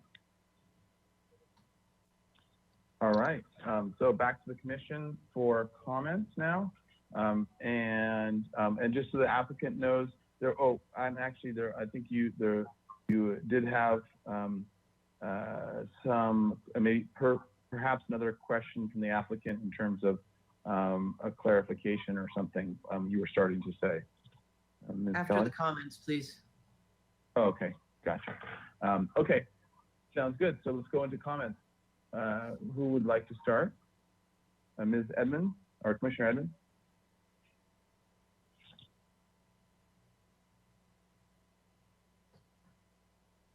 Oh, were you Sorry, raising your I hand? was just adjusting my screen. No, okay, I'm sorry. I thought you did a Commissioner I know. Lenvick I was where you moving all did over the place, the sorry. finger across the screen. So I was, Yeah. No. all right. No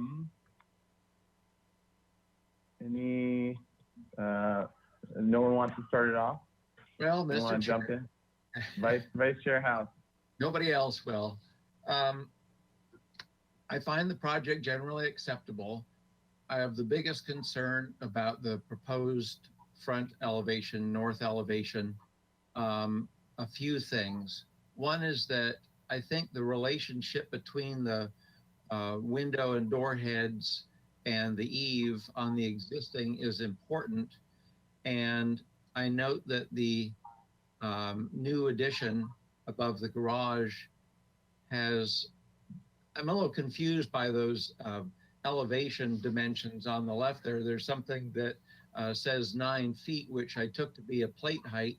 And on the elevations, it's kind of in the middle of something. So I'm not sure exactly what that is, but according to the applicant, it's 8 feet 6 inches. But I would observe that it's a volume ceiling in that room. So it certainly wouldn't compromise the feeling of openness to drop that plate some and have it feel more consistent with the rest of the house, which also, considering that is a large 2-story elevation and it's the most visible part of the house, it's kind of imposing to my mind. So I think anything that can be done to lower the roof on that would be desirable. Secondly, I'm concerned about the Juliet balcony. To my mind, a Juliet balcony is pretty shallow, like 18 inches or 2 feet. And from the side elevation, it's appearing to me that it's pretty substantial. So, and there's no detailing to the brackets underneath it. So, you know, I think understanding the detailing and the dimensions of it is important. Oh, and then finally, especially on this elevation, where there's a pair of swing doors with a pair of side lights, which doesn't really occur anywhere in the existing, but you know, it feels contemporary to me because these days we usually get pre-assembled door sets and they just get mulled together without any structural mullion in between them. And I think it would probably be more traditional looking if there was something on the order of a 4-by mullion between the side lights and the door set. But another thing to consider would be, you know, to be more consistent with other openings on the building. Maybe it would be an option to have a pair of doors, 2 sets of those, centered above each of the garage doors. And then it's not such a large glazed opening and might feel a bit softer. So just something to consider. On the south elevation, which would be the deck above the den, I think we need to see more detail as to how that decking is resolved, because it feels right now like a deck that was added on top of a garage or something. It doesn't really feel to me how it would have traditionally been detailed. And maybe there would be a stucco curb around that deck, and there'd be scuppers and leader heads, something like that. But to have the tile and then that wood fascia just doesn't seem to me to be the right way to go about it. I think it's probably very similar to what happens on the large cantilever balconies on the north side, but it's a different situation there because that's all a cantilever off the building face. So that's not necessarily the most appropriate detail to follow. The same comment would apply to the upper set of doors about having a mullion between them. The downstairs, I generally am not fond of using sliding door sets on a house that's supposed to have that has historic credentials. But considering they go into pockets in the wall, I think that's a different circumstance. So I'm more accepting of those. So those are my comments. All right, thank you. Who wants to add comments to that, or We're totally agree, with you. disagree? Agree, disagree, indifferent? Mr. Chair. Commissioner Mahan. Yeah, going back to the north elevation, I agree with Commissioner House's comments.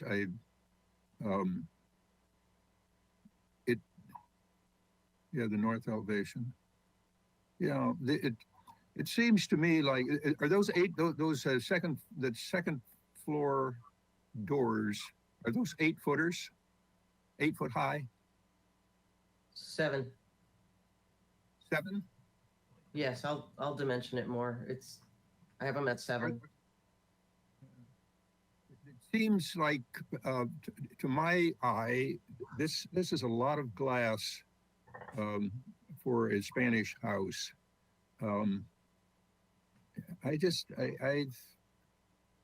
I agree that once if you're going to lower that particular wing, which I agree should be lowered, I think it dominates now, and it should be submissive to the rest of the house. You might think about lowering those doors. They look like 8 footers to me for some. How wide is that opening, the glass opening? 9 feet. 9 feet. Check the plan. It doesn't look like those are 7 foot high. Do you said 7 foot on the height of those doors? I think it might say like 7 foot and change or something on your drawings, I think. I would ask you to restudy the proportions, and because Spanish style houses, generally speaking, do not have big glassy openings like that. That's just not traditional, and I think it needs to be restudied. And if the roof comes down, maybe you're going to want to change the height of those. Maybe 6'8" maybe would be more appropriate. The way that when you look at the rest of the house and how the eave is very close to the head of the window, which is a nice detail, and this eave, the new eave, needs to come down and be closer to the head of to these doors. So that needs to be studied. Thank you. All right, thank you. Other comments? Commissioner Lenvik. Thank you. I agree with the comments so far about about the addition. I think this elevation, the north elevation we're looking at now, is much too tall, much too leggy, and they've tried to conceal that height by having very tall garage doors and a much bigger height above the second floor windows or doors and the eave. And I think all of this has got to come down, get closer to the character of the existing house. I don't really know that there's a good justification for a 10-foot high ceiling in the garage. I don't know that it's necessary in the context of the rest of the house and the elevations of the floors and whatever. So I think if there should be some additional thought given to how this addition fits in with the existing house, elevation wise. Thank you. All right, thank you, Commissioner Lenbick. And any other comments? Well, so my 2 cents in. Okay, so I'd say I agree with all those the comments that have been made so far, and there might be strategies for getting some of what your client obviously wants, which is a taller master bedroom ceiling.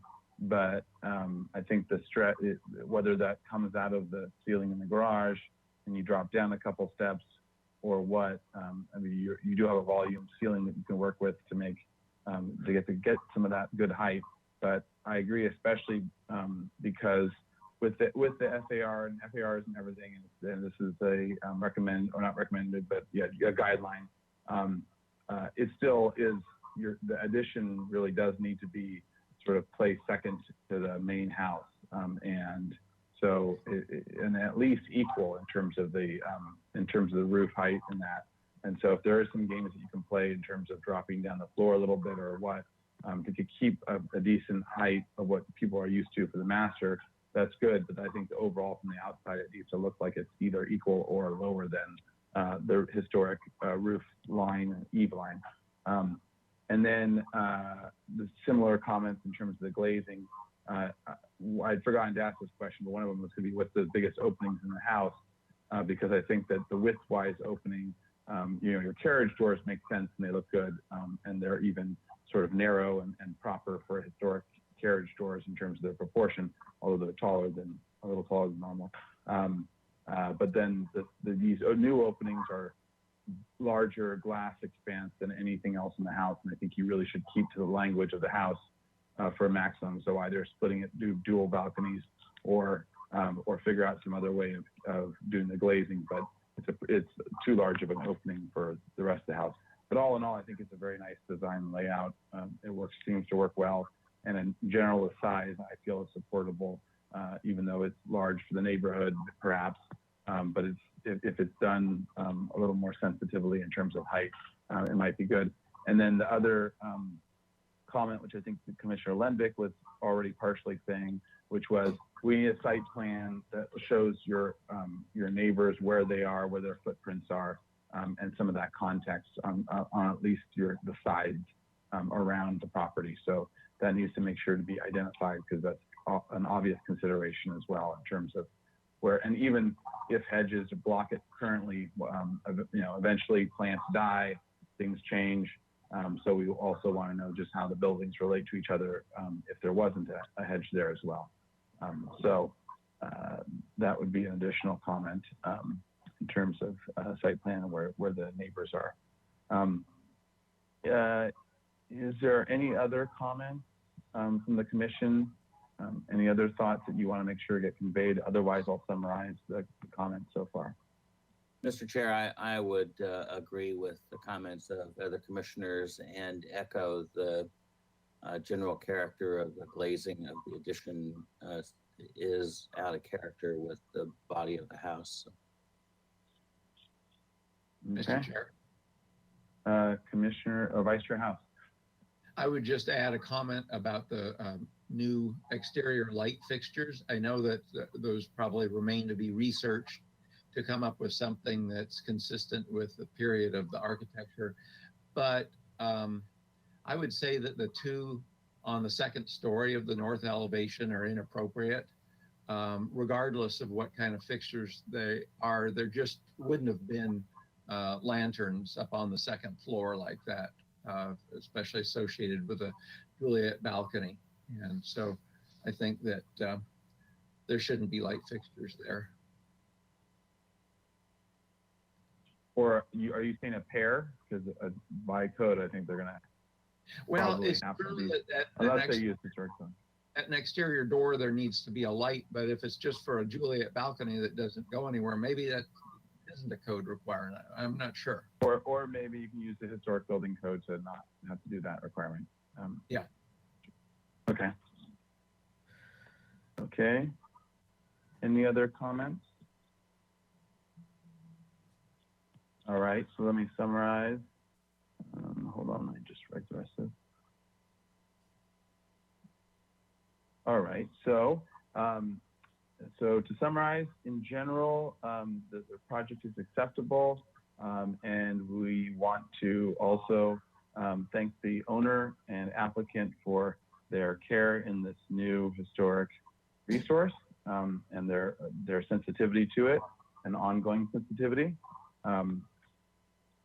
So as additional comments of, so for coming back on the next time, we would like to see a site plan with the footprint of the neighbors' structures, as well as, you know, enough, as much documentation as possible to assess how the, or as reasonably possible to assess how the existing house will, and the new addition will interact with the neighbors.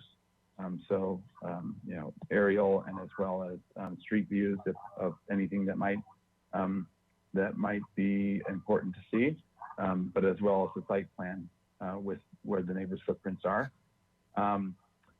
The eave, or I guess overall the roof and eave condition of the new addition needs to be equal to or lower than the existing condition, the existing house, historic portion, so equal to or lower. The Juliet balcony on the master bedroom side is too deep and should be restudied as a Juliet balcony with a shallower. It doesn't come out as far, as well as the glazing on it is too much glazing, and it should be reduced in height and width to be more conforming with the historic, to be similar to the historic openings, glazing opening. Let's see, and perhaps with two balconies proposed instead of one, but that's up to the study. Let's see, though if there are side lights proposed to show with at least 4 by mullion dividing the side lights from the doors, the French doors. Let's see, on the back elevation, let's go to the back elevation. The rear elevation. So on the rear elevation, the openings need to be adjusted to be more historically appropriate size-wise. The balcony above, or not balcony, but the deck above the dining room needs to be detailed in a more appropriate to Spanish colonial revival detail with things such as the plaster, the cap of the wall being plaster, or the cap where the deck meets the roof of the dining room, and other similar properly historic details, and from either the house or other similar Spanish colonial revival decks. The sliders are in the dining room, while not looked at as favorable since they pocket, are potentially acceptable depending on the final design layout. Lights at the upper level, and perhaps the back doesn't matter as much because it's the back deck, and also it probably for safety we should probably be okay with at least a light back there, but perhaps not 2 lights on the upper second floor. And now, Vice Chair House, feel free to chime in because we hadn't actually talked about it, but applying that same kind of logic, having a light but not necessarily 2 back there. I think on the second, on the, what is this, the south elevation, there's more of a need for the light because there's a deck that you can walk out onto. So. Yeah. Okay. So if that's more acceptable, we won't comment on that. But on the as a comment to tack on, oh, go ahead. For purposes of accuracy of the minutes, let it be noted that what you were referring to as the dining room is the den edition. Oh, sorry, you're right. Thank you. Thank you. Okay. All right, and so for the lighting on the den and rear elevation is acceptable as acceptable in locations as proposed, with the lighting throughout, all proposed lighting to be proper to this Spanish Colonial Revival and this style, but also this house in particular. And with photographs of the existing lighting, if it is original, to be included with the next on the next submission. See, site plan we talked about, new exterior lights we talked about. I think that is it. Are there any other comments that I missed? Mr. Chair. Want to be added? Vice Chair House?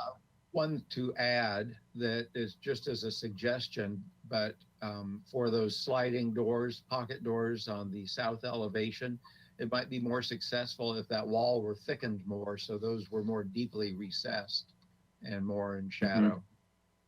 Okay, so as a suggestion to thicken the wall.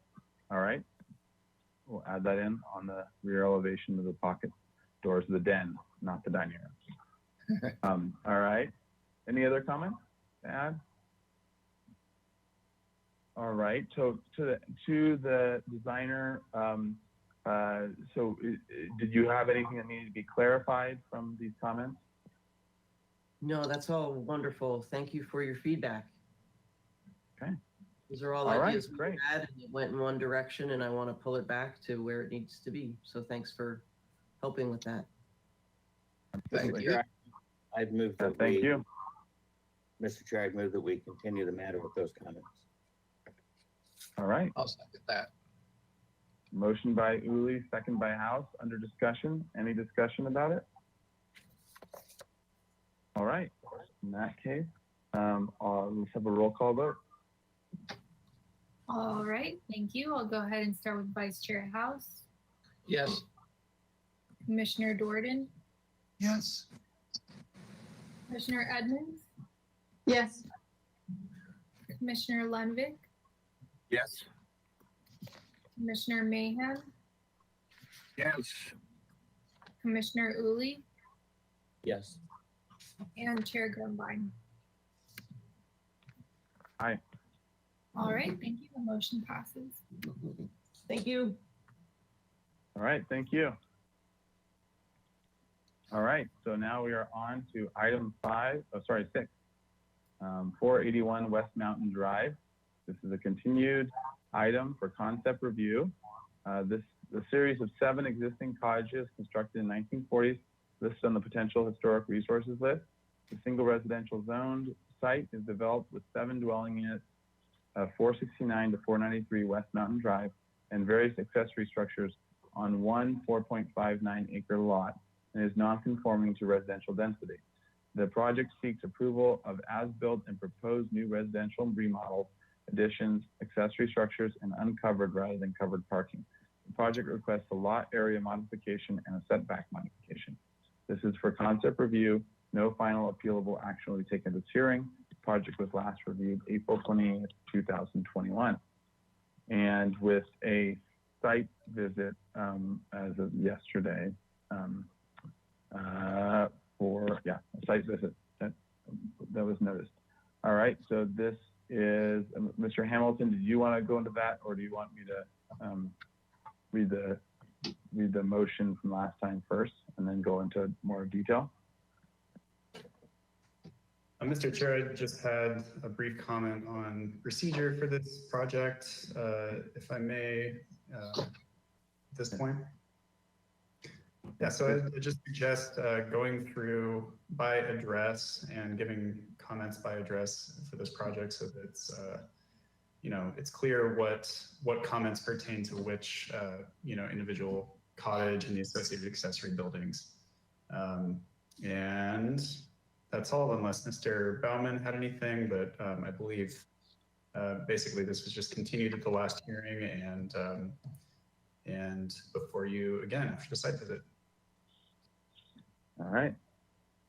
Thank you.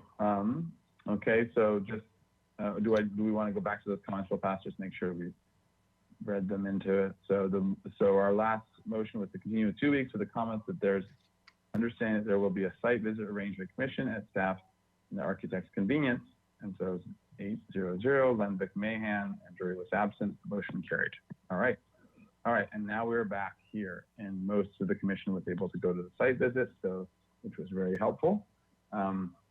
So with that, do we have the applicant here?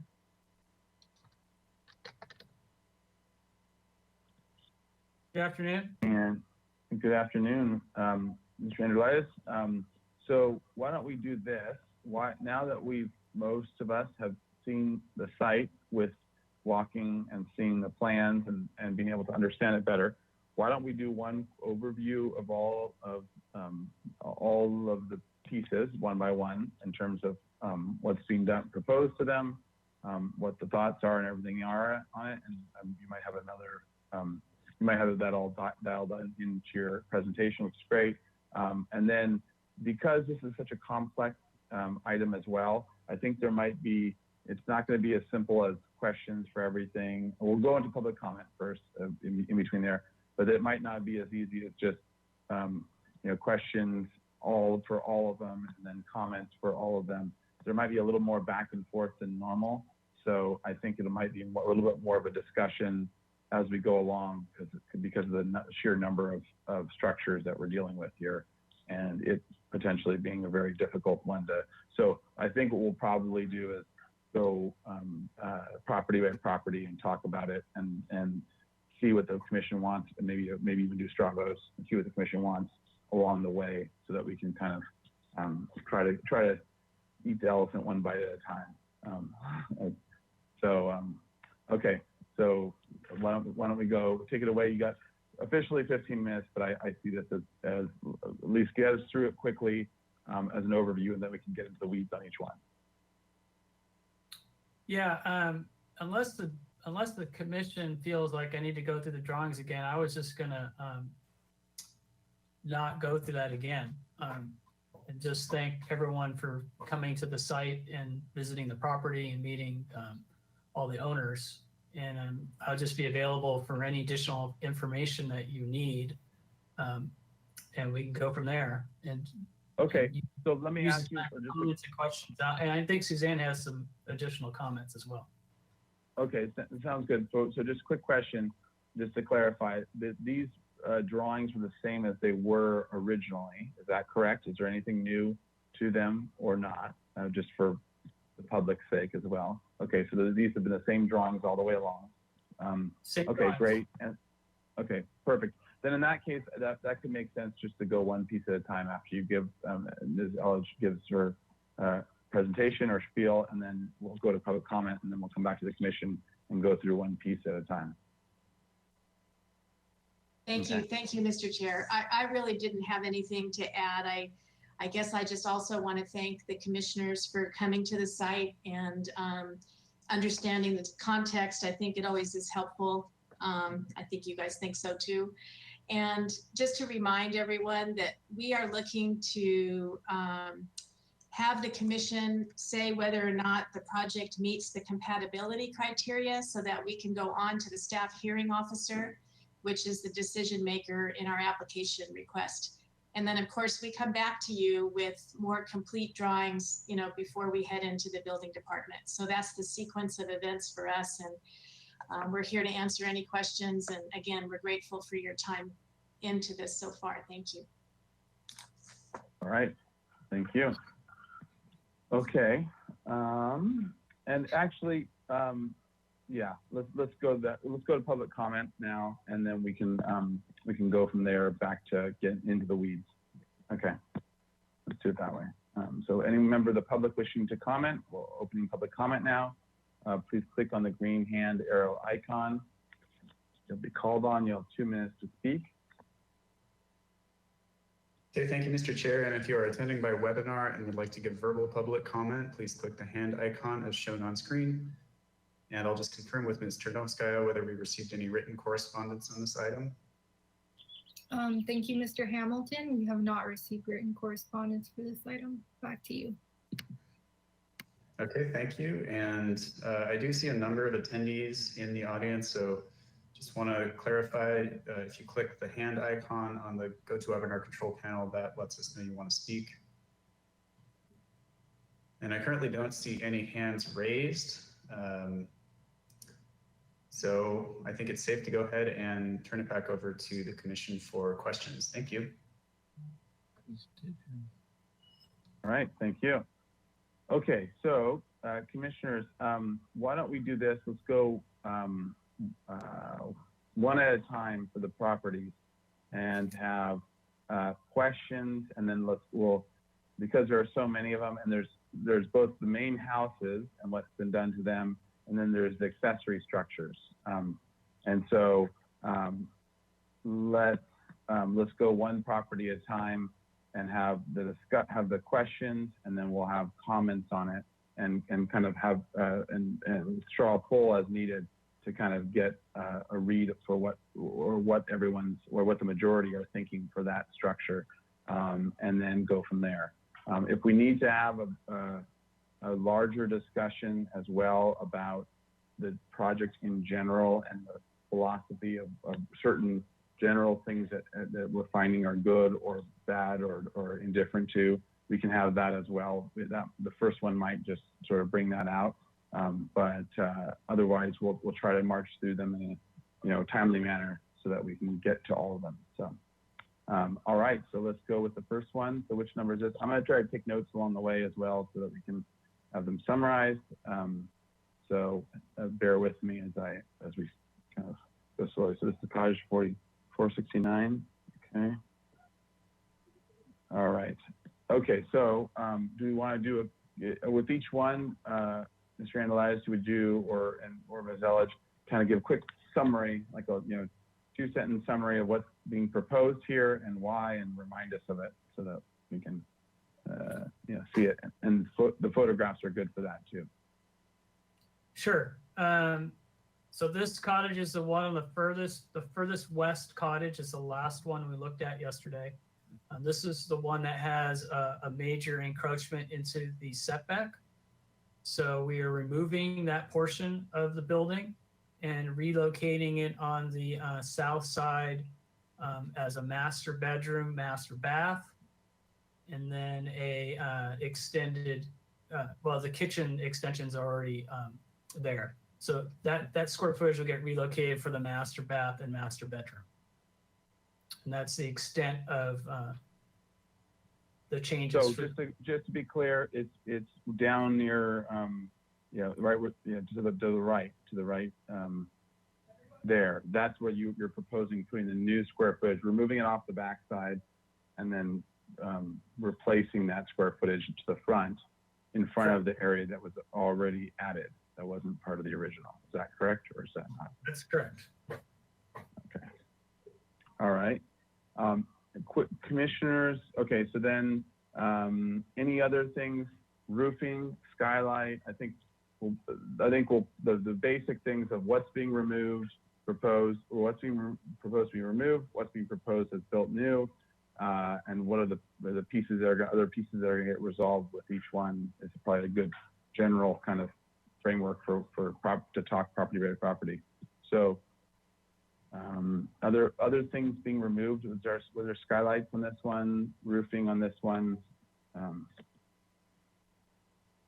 Yeah, I mean, all the skylights, I mean, I'd rather stick to big picture items, but yeah, any skylight that's a bubble skylight will be removed. The idea is to remove all the just asphalt roofing and replace it with tile. Okay, and then the skylights themselves, is it new skylights being proposed, or for throughout, or is it being roofed over? We'd like to replace the existing skylights with compliant skylights that meet the energy code. I don't show those on the elevations as right now. That'll need to be addressed. Okay. All right.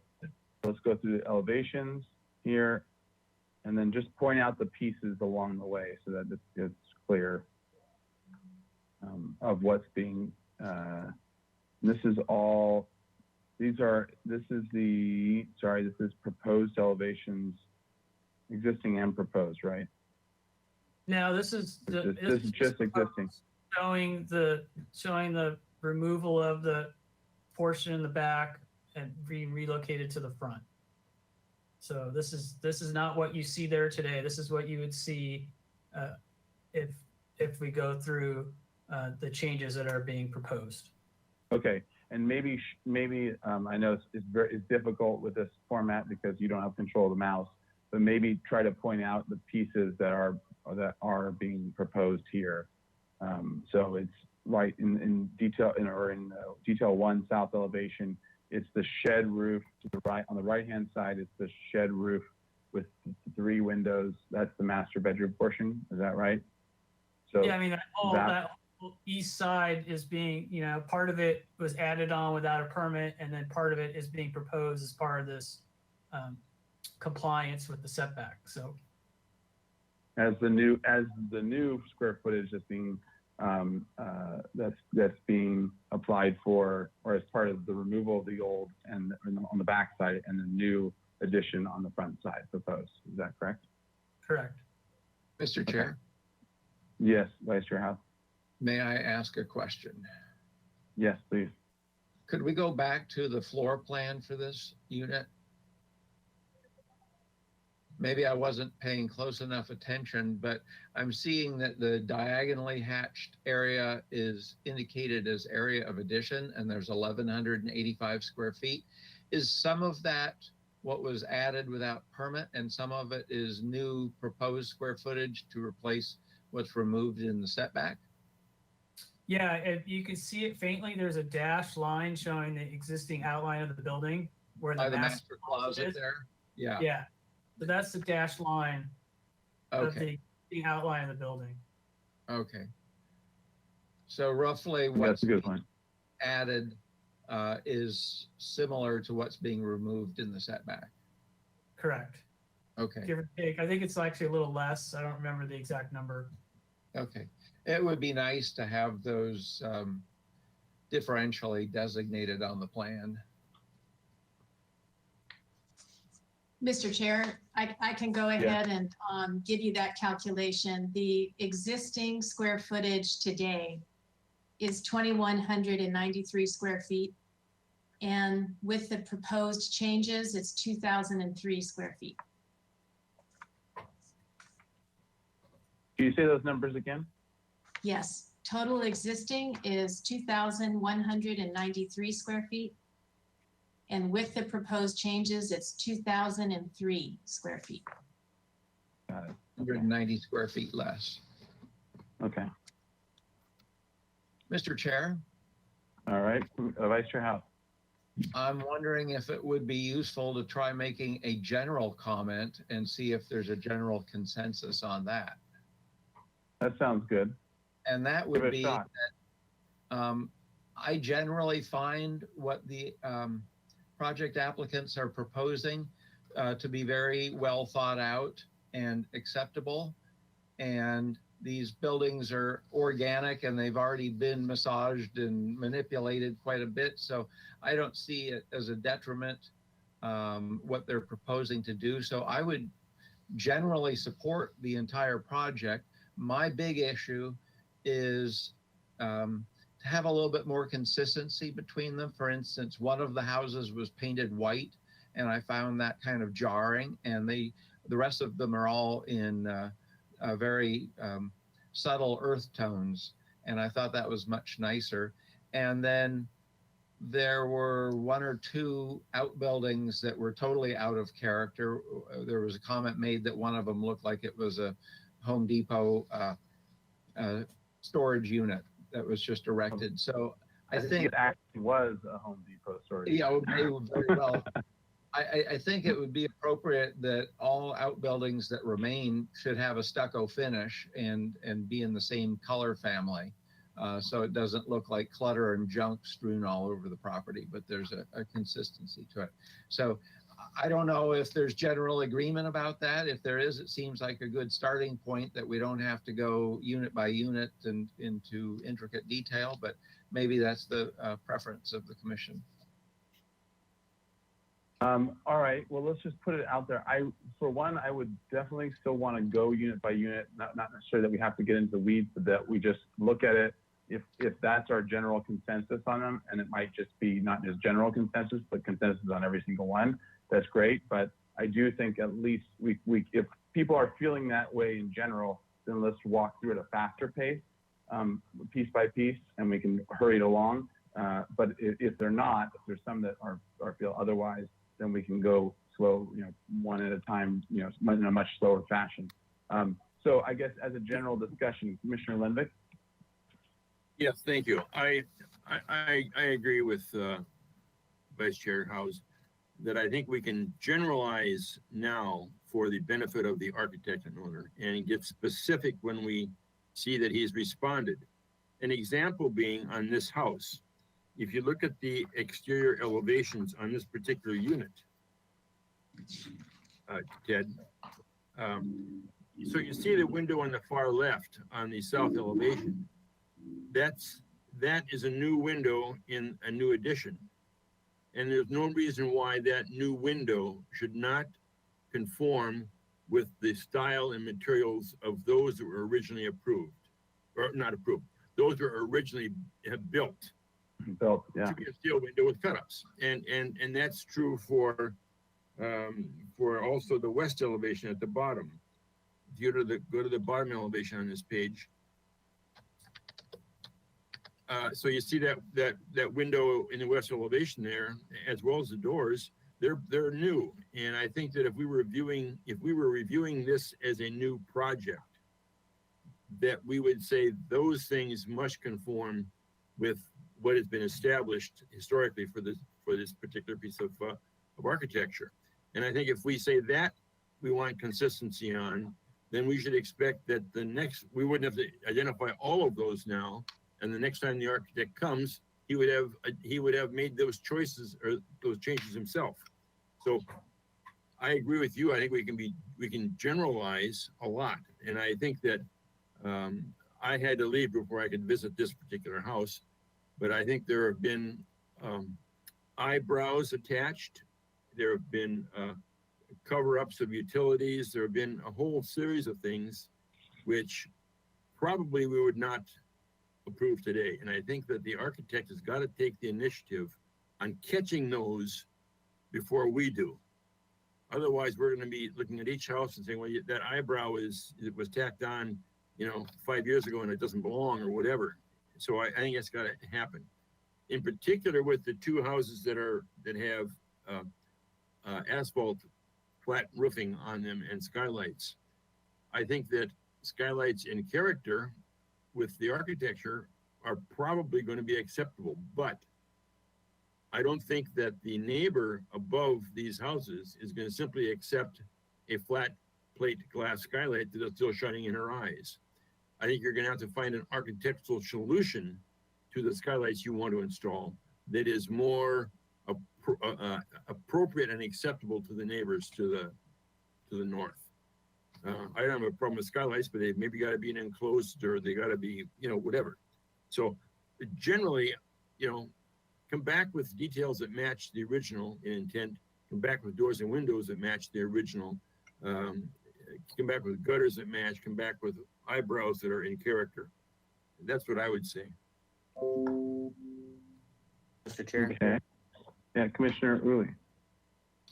I would generally agree with the broad strokes, but definitely want to make sure that our expectations are properly metered, and that is if there are areas on these buildings that are not expected to be worked on, that is existing doors and windows not to be changed, is it the expectation of the HLC that they all be changed so that they're in character with all the other stuff going on? There are a multitude of sins on these buildings that I can't imagine that we're going to get around to fixing all of them, because it's more a code compliant kind of thing, get the building out of the setback, and permit unpermitted additions.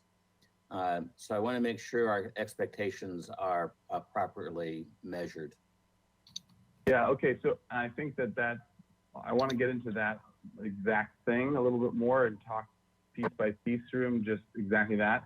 But before we do that, to speak generally, are the other commissioners, we'll get into those weeds, because I think that exact thing needs to be answered.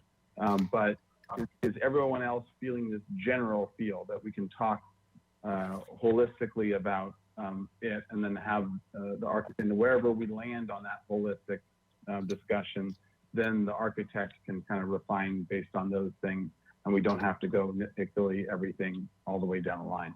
Is everyone okay with that kind of general big brush strokes? And if so, then let's get into that big brush and define what that brush is, and what the swath is that we're gonna paint it. Okay, so let's go into that. It's sounding like, since everyone seems to be shaking their head yes. Okay, so I guess there seems to be two approaches that Commissioner Uli just outlined, which were the exact questions that I had in my mind, which is, so there's a whole bunch of built stuff that is not permitted on various structures. And the question is, and there'll be no, divided lights, they're wood, there are no divided lights, they're whatever. There's all the different variations of things. Unless we're just talking about the houses for now. And so with all those pieces, the original were steel, and are we saying that for those new additions that weren't permitted, that are now being permitted, are we saying you have to swap out, and let's just start with doors and windows, because that's the one big ticket item. Do we have to swap out for steel, or just divided lights but not steel, or what? Commissioner Edmonds? Well, yesterday, Mr. Angelides mentioned that he was, I don't remember, correct me on this, if you were hoping or you could make changes based on what it would have been. Let's say if it was a change that had been made in 1968. And so would that affect what we are talking about now in a general way, that maybe in 1968, you would have been allowed to put in a steel window versus a wood window? So can that be clarified? So, I'll take a shot at answering it, because I want to add some other stuff to that. And then Mr. Angelides, you can correct me if I'm wrong on this. So I think what he was saying was that it was like structurally, or whatever the code was for that at that point in time, they allowed a little bit less of what we allow now, and energy efficiency and things like that were part of that. So insulated or insulated glass, or all different things that we require now, they didn't require then, or structural. So he'd only have to bring up the building code there at that point. But aesthetically, we have a different overlay now in terms of aesthetically, because in 1960, they probably wouldn't have required you to do anything for the roof. You could have done rolled asphalt, you could have done whatever, and there wasn't anything that stopped you from that. And there wasn't historic building code, and there wasn't all this stuff. So I think, and is that correct? It's a correct little summary, Mr. Angelides, in terms of you were talking about needing to upgrade certain things only to their level of code compliance for that at their time, when they were built without being permitted.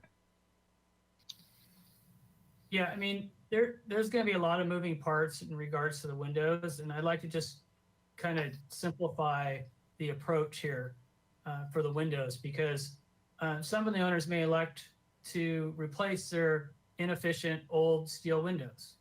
So I think what I would like from the commission is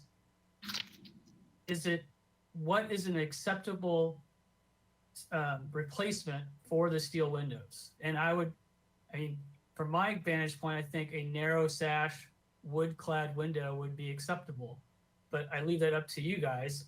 I haven't proposed anything yet because we have a multitude of different windows, and I still need to factor in all my energy code requirements, all the different building code requirements, depending on the year that the structures were built. So it's very complicated, but in general, if I could just get that kind of feedback, that what you would prefer, and then I could take that information and make, those changes appropriately. Mr. Chair, All right, Vice Chair House. point of clarification. Mr. Androlaitis, when you said wood-clad windows, did you mean aluminum clad wood windows? Yes. Okay, aluminum clad wood windows. Okay. Thank you. And actually, as another point of clarification, so there's high energy, but there's also high fire, right? And so there might be multiple reasons why you would change windows. And in the high fire question, having tempered or having something else that works, you could, in theory, still use the same steel windows, right? And still get at least some of the fire rating that way and reglaze them, or no? You're saying because of the high fire, you'd want to replace it with a rated window. High fire requires dual glazing. None of the steel windows are dual glazed. They're all single. Oh. Huh. I believe there's a glass sandwich that you can do with a what's it called, a layer in between that will still get you your high fire rating. I believe, Laminated but glass. yeah. You could look at laminate glass, I guess.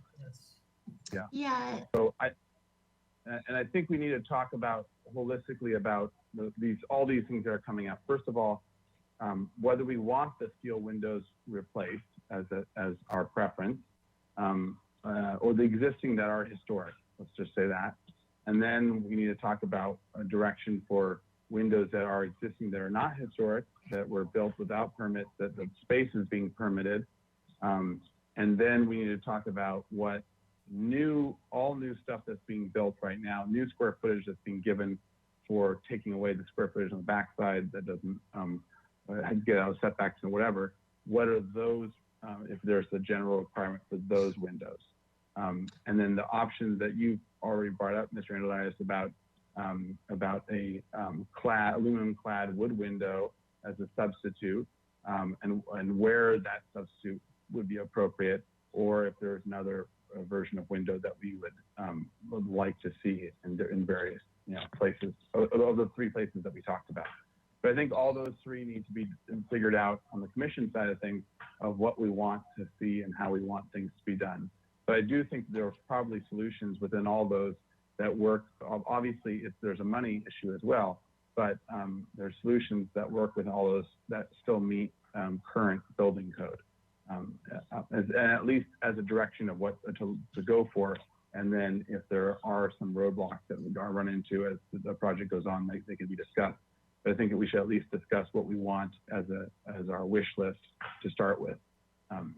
So to the commission, Vice Chair House. In terms of taking these unit by unit and determining whether or not all non-conforming windows need to be replaced, et cetera, personally, I would look to see things have a family resemblance. So for instance, in the south elevation we're looking at right now, that window in the left is one thing that does not have a family relationship with the rest of them and would need to be replaced. But on the elevation below that, there's another non-divided light window, but it's small, so it has a relationship to the size of the panes and the other divided light windows. So I would say if that's a window that was put in after the fact, I don't have a problem with it because it kind of fits in the family. Similarly, if some windows have been added, if the original were steel and some others were added that are not, as long as they are in that same family aesthetically, I don't have so much of a problem with that. It sounds like if they're wood, they might be needing to get replaced anyway to meet high fire code if they never had a permit. But that would be what I'd be looking for, is just that there's a general consistency in the design of everything. Mr. Chair, That general, Commissioner Early? Thank you. I would tend to agree with that, that there should be some unifying factor building to building and in all the family of buildings, if we're considering these as a family of buildings. Reiterate my opinion from the designation hearing that these buildings have lost such a high degree of integrity that someone who is looking at this building from a historic context is not going to know what was original and what was not original, what was added and what was added because they had to comply to the code. So I think as long as the building overall holds its integrity, leave the steel windows if you can, and replace other windows if you need to, but those replacement windows should be consistent, compatible, and comparable to the existing windows. I don't think the interior standards say you have to match like for like when you're doing an addition. They should be similar in character, similar in nature, and unify the building.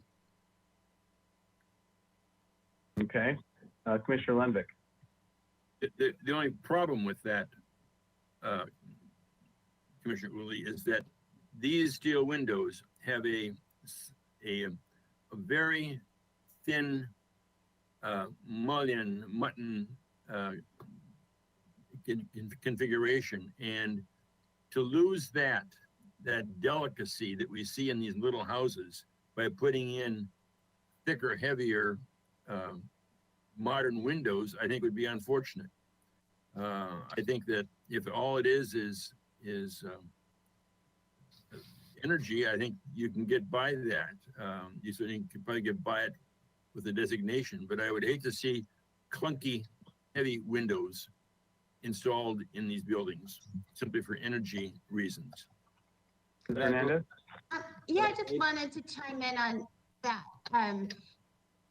When all the windows at El Encanto Hotel were made to go into the high fire, and they all matched the originals. So, the city's willing to work with us, Historic Landmarks Commission, in getting windows that can meet high fire that can go in these areas. And the Historic Building Code will allow them to keep the originals. And steel windows are hard to find, but there are a few manufacturers that do make steel windows to replace. I think they might be kind of costly, but I know there's some manufacturers here in California that do that. And the Secretary of Interior standards do say that if you're replacing the steel, the original steel ones, at least, not the additions, they do need to match the original, but they are a little flexible in material. But they would have to find those thin profiles, which, as Commissioner Lenvik pointed out, is pretty difficult. But I do think there's a lot of room for us to get some really great windows in there because of the Historic Building Code and the ability of manufacturers now to do some great alternatives in the high fire that we've seen done on other projects. So we can work on that. Okay. So how about this as a general rule? Basically, new doors and windows to using, and it's obvious that they're trying to go to the clad, both for energy, for high fire, and for cost, for all three. But doing an aluminum clad that's as close to the steel windows proportion of lights as possible. But those are all new anyways. But the existing one to be basically tuned up, whether you're swapping out glass or whatever. But we really want the existing steel ones to stay, and not for it. The energy thing doesn't seem to be a good reason to me for these because of the energy code thing. The high fire and safety aspect of things seems to make more sense as an argument, but I think that maybe our direction is for the applicant to look into getting them reglazed or to meet high fire in some way without actually replacing the steel windows if at all possible. Does that sound like a reasonable direction? So, not for me, it doesn't. No. Yeah. I can't see putting in wood-clad windows, whether it's vinyl or aluminum clad over wood, is going to get anywhere near the configuration and the delicacy of the steel windows. So I don't buy into that. I think there is stuff out there. Okay, go ahead. I'm sorry.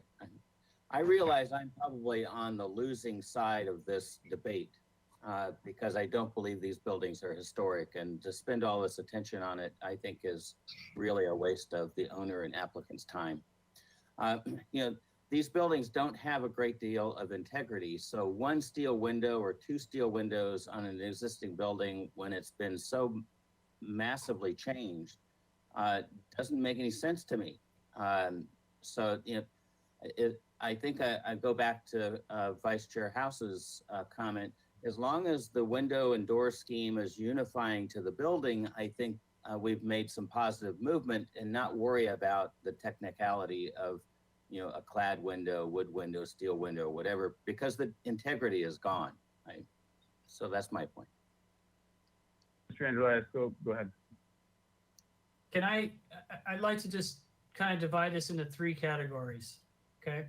So we have the existing steel windows.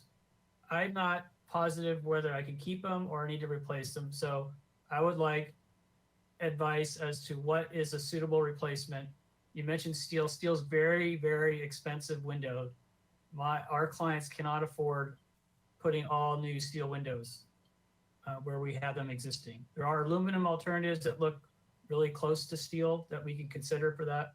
But so that's option number one, or condition number one. Condition number two, I have lots of existing windows that are be considered new, but they've been there for 20 years because they were done without a permit.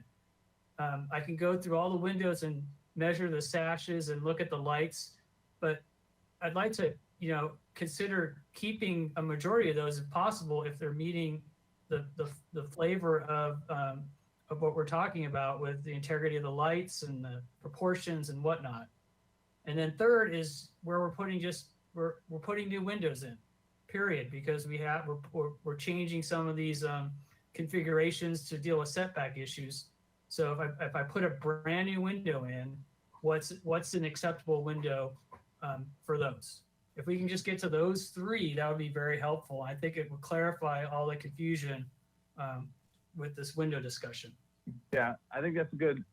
So if everyone could let's just go down the line. If everyone could weigh in on those three issues, what their thoughts are on it, we'll see what we can come up with in terms of a majority in terms of those three things. So the existing steel windows, what to do with them if you indeed have to change them, and that's the if question. If you have to actually change them, what to do with them. The next is those windows that are existing that might have pattern or not pattern, it might be a good or bad pattern, and what do you do with that? That's the existing window that was built that's now being permitted, but it might be 20 years old. And then the third one, all brand new, what to do with that as an all brand new thing. So who wants to weigh in first? Let's just go down the line. All right, Commissioner Uli. All right, I'll take a stab at that. My opinion is, if you have to replace the steel windows for whatever reason, and you're placing new windows in the new footage that you're moving out of setbacks, all of those windows should be the same. The windows that exist that were not permitted, to the degree that they don't need any maintenance to them, or they're damaged and need to be replaced or whatever. Okay, so they're there. Leave them alone. But if any of them need to be rehabbed or replaced, make them match the new windows that you're putting in the relocated square footage. Okay, now, can you refine that in terms of you said the same, but what would you accept as the same? And it sounds like the applicant's thinking wood clad in aluminum, as thin. I'm assuming as thin as possible. I've done this on projects before.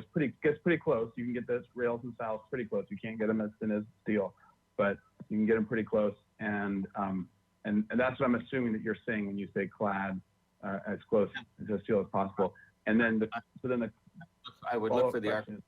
I would look for the architect to propose the window that he wants to put in the new square footage, replace square footage. And then, assuming that those windows have low profiles, small profiles, breakups, whatever they are, then that should be the window that you use to replace steel if you have to replace them. Okay, and basically as close to the light proportion as possible. Yeah, and he's a talented architect. He can figure it out. Okay, so all right, so who wants to go next on that same three list? Well, I should say who differs from that approach in the list. I'll differ from it. I think on the steel side of things, I would say on the steel side of things, not that it's necessarily required to replace steel for steel, but that if at all possible to keep the steel, I would say that would be something that I would be strongly, I would strongly want to them to, if at all possible, keep the steel that is existing and get it to work in whatever way, reglazing. Then I would agree with the others in terms of leaving if it's existing, leave it. Although I would want to know on perhaps the front elevation is the one elevation that where we say it should all at least have divided lights in a similar way to the existing divided lights or something close in terms of the family, so that at least you don't have and in this one you have as example the big plate glass window where the garage was that is already existing. That I think should at least be swapped out as the family so that you keep the divided light similar throughout, and you're swapping it out with a window that is a clad or whatever you're finding that's similar. That's where I would lean, but others might not care and just say if it's there, leave it. So, Mr. Chair? Yes, Vice Chair House? I would make the assumption that if the steel window was part of the originally approved house, it's pre-existing non-conforming, and there wouldn't be any requirement to make them conform to current high fire or energy standards. If a window was, for instance, the one in the former garage was added without a permit, it probably is a code requirement that it conform to current fire and energy requirements. No, I think that was what Mr. Andrulakis was saying. So I think Mr. Andrulakis was saying that it's looking like they could meet whatever the building code was at the time that was illegally built. Is that correct, Mr. Andrulakis? Is that what you were trying to get? Yes, that's our approach.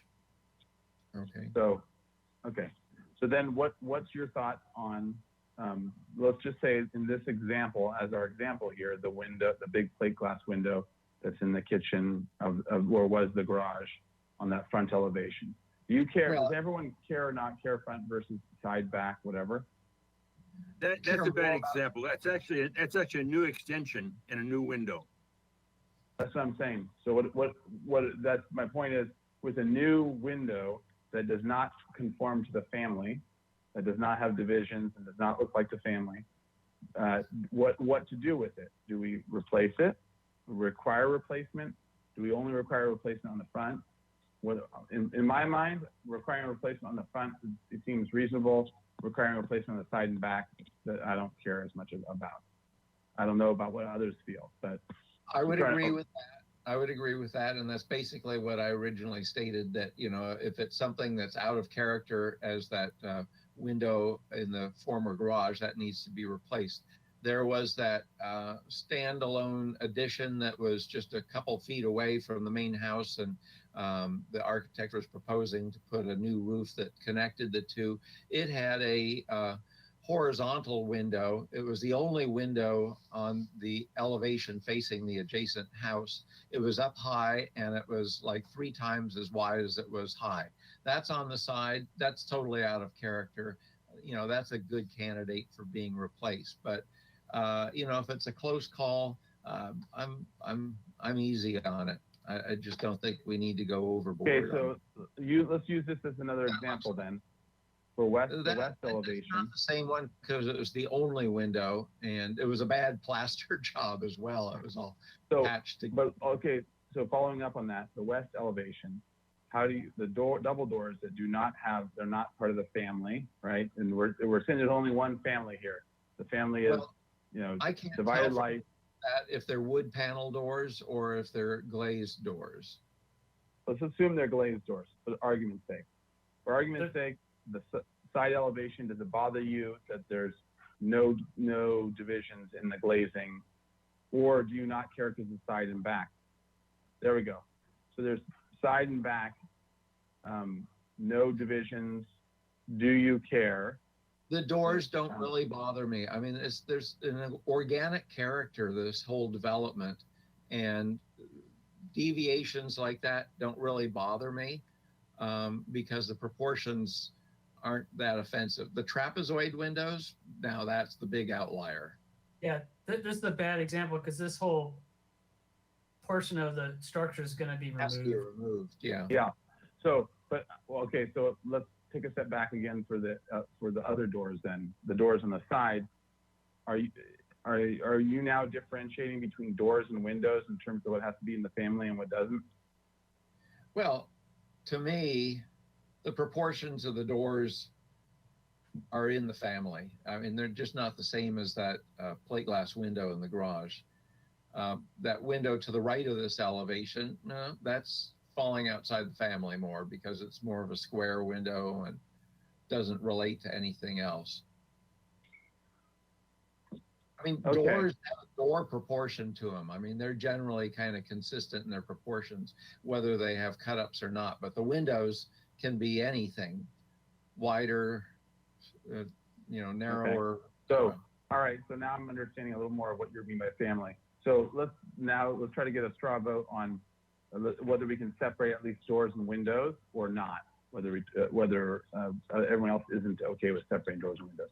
All right. So who wants to separate? Who thinks that doors are okay without divisions and they're a different animal than the windows, and you're okay with doors that only have one big light as opposed to subdivisions?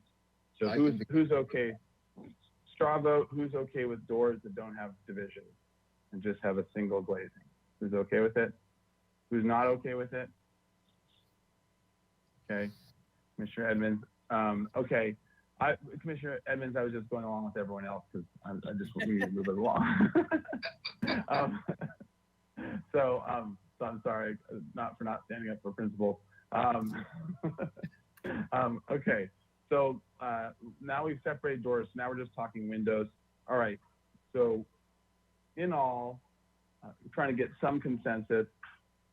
I'll just make a statement and let's see what the straw vote is on it. So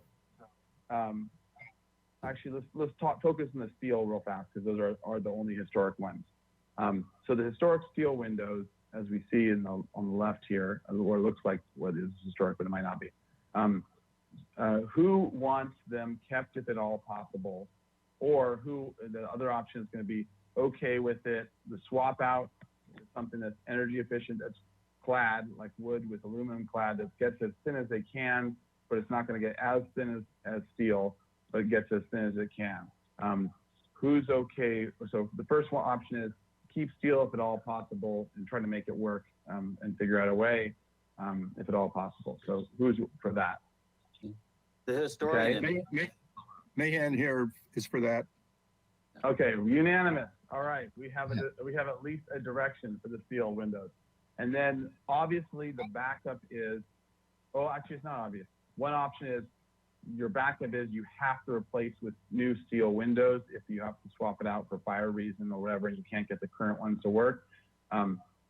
Energy, I don't think it's going to be as big an issue because you have the historic building code. But for whatever reason, if you have to swap it out, if they make you the building department and you have to change it, then the next question is it requiring that they do steel, which are much more expensive, like 2 or 3 times the price, or are you okay with potentially okay with, you get to see the example, with a clad window that tries to get as narrow and rails and stiles and muntins as close to the steel windows here as designed, or I as think we can cross existing. that bridge when we come to it.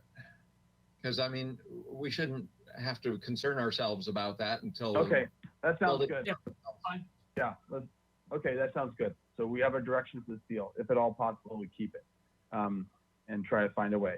So then the next is the let's see, existing. Okay, this is the next tricky one. So existing,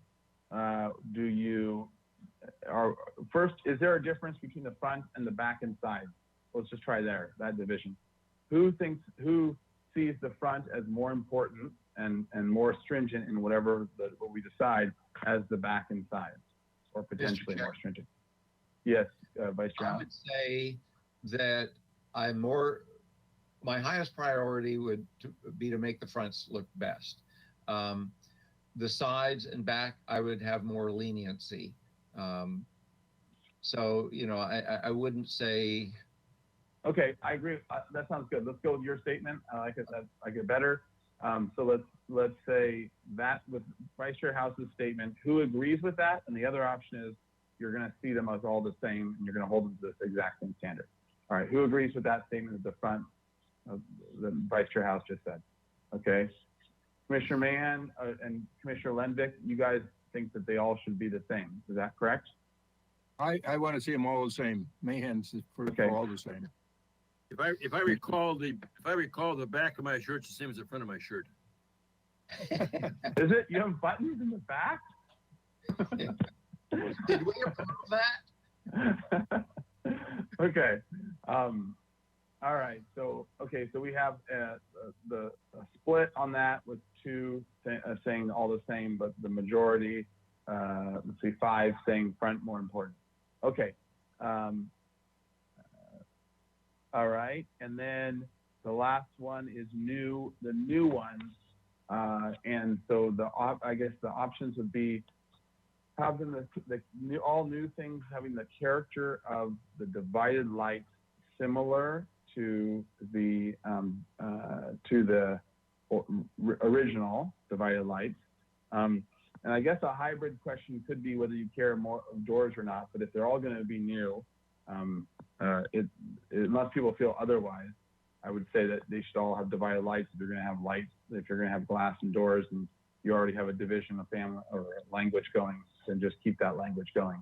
Or do solid plank, which would be, you know, the other option than for a door of matching the character of the original.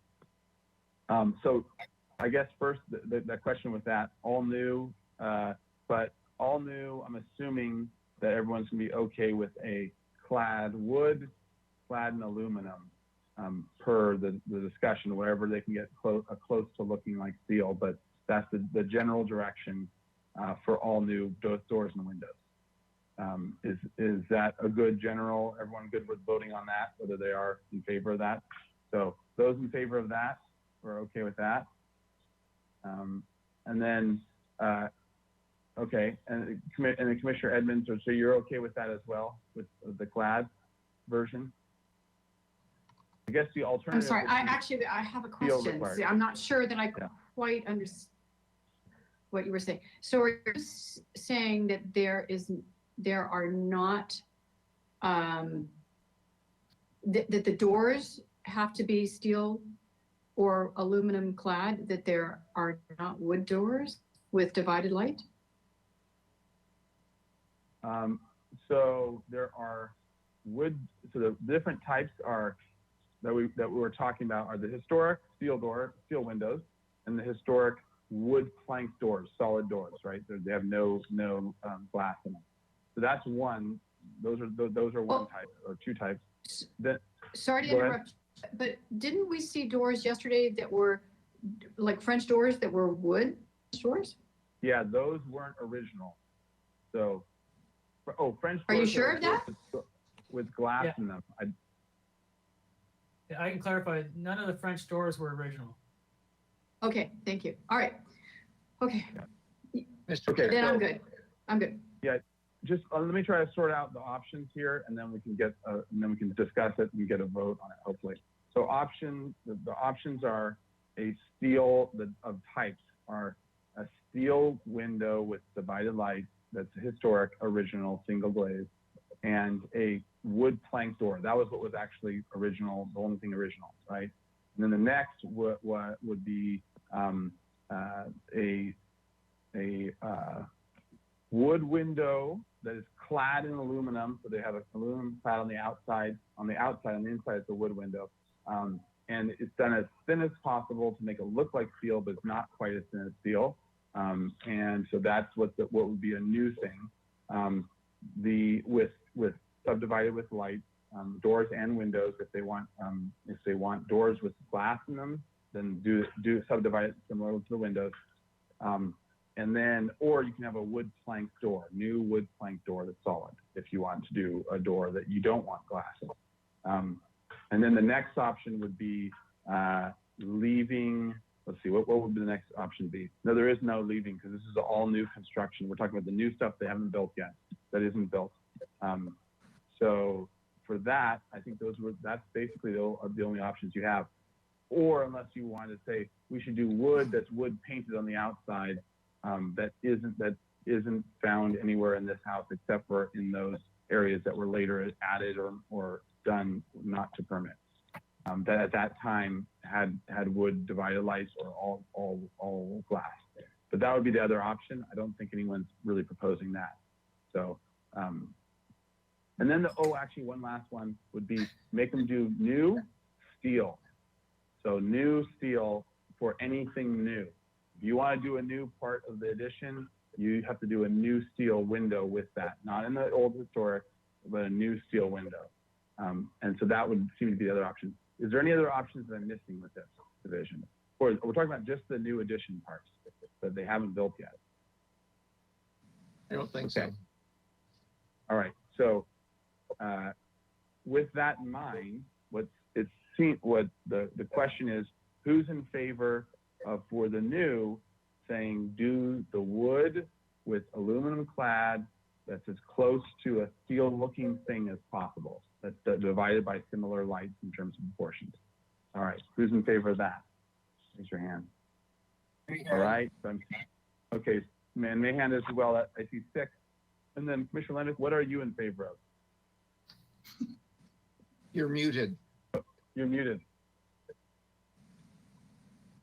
You're still muted. You're muted. The example we have right in front of us is the building that is, the garage is being expanded to the right. And so that's new construction. And if we looked at the north elevation or the south elevation, which was above, you saw that big plate glass window. That's also new construction. No, Commissioner Lenvick, hold on. That was what we divided into 3 sections, 3 questions. One was for you asked me what my opinion was a second ago. I'm saying this is new construction. That new construction, I don't believe, should be different than the existing construction. And that's it. Now, I have no problem with the wood door, with a wood French door. I have no problem with that. Or wood sliding in a door, but I'm saying the windows that are new in a building that has got 3/4 of the windows are steel, there's no reason why that window shouldn't be steel, cut up.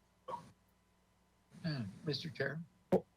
Hold on, I just want to be clear about something that you just said, Commissioner Lenvick. This window that is quote unquote new construction is still existing, correct? No. Yeah. This building is new construction. No, Commissioner Lenvick, it's unpermitted existing construction, correct? Are we clear about that? Mr. Androlitis, show him the plan, Mr. Androlitis, and show him the building that's being added onto with the window. Yeah, it doesn't clarify what's existing and what's being proposed. So that portion of the kitchen that got expanded is existing. The 05. The portion to the right, beyond the dashed outline of the existing building, is what's going to be added onto in the future. Okay, hold on a second. We got some background noise. Is there, because everyone mutes their microphone that's not talking. And just sort of, sorry, to clarify, Mr. Bolton, could you circle these areas while we're talking about them so we're very clear as to what's what? So go ahead, Mr. Androlitis. What is existing non-permitted new construction, but it's already there, existing? So the window in question that has no divided lights, that is existing, not permitted. So the shed roof on the right with the divided lights, that is being proposed and does not exist currently. Okay, that's what I thought. So Commissioner Lenvick, are you still, is that still followed with what you were saying? Mr. Chair, could I butt in for a second? Yeah. Sure. I think what Commissioner Lenvik is saying is that it's an artificial distinction that existing but not permitted is any different than something that is brand new construction. We should handle them the same way. I don't know that I agree with that, but that's what I understand him to be saying. Is that what you're saying, Commissioner Lenvik? You're muted. Oh, you're muted. You're spending way too much time on this. Go to the plan for this building. I agree. That's why I'm trying to get a decision. Okay, We can the stop area, spending time. the area there, which is kitchen, as I understand it, is an extension, a new extension. Is that right No. or wrong? No, it's not. No, that's existing. It's confusing because they're hatched. They're both Where hatched. are you making up the area that's being torn down? If On you the right look at side, the building outline, so if you zoom into the master bedroom area, there's a dashed line that shows the existing building outline. Go over See to that? the left. Go over to the left where the kitchen is. Everything to the south of that is being added onto. This So- is existing, but I need to show it as an addition because it's not permitted. Your symbolization on Plan A101 calls that as the area of addition in the I kitchen. made that point early on. I agree with you, but it should be shown It's differently. a graphic thing. He needs one more hatch to make it clear to us of what. I agree. Yeah. I will So do that. yeah, it's a visual clarity thing. Okay, so let me just try to summarize because I think we're going on this, but we're actually all agreeing for the most part. So we're going around and around agreeing on it in different ways. So I think Commissioner Lenvik, you like Commissioner Mahan would have voted yes in the last straw poll because what we're saying is if you're actually putting a new window, you're buying it today and you're putting it in, it should be divided. And they're proposing it as a wood window with metal clad to look as close to steel as possible when they add that in. And so that was the vote, was asking, or the other option would be requiring them to go and buy a new steel window that matches even closer the existing steel windows on the old part of the house. So those seem to be the only two really options on the table right now for brand new wall, foundation wall roof construction that you're putting a window in. So which one would you vote for on that in that case? I would treat this, it's visually to the front, which some people think is more important than visually to the back. I would treat that window as required to be steel cut-ups. But actual steel, like a real steel window, the more expensive one. Yeah. Okay.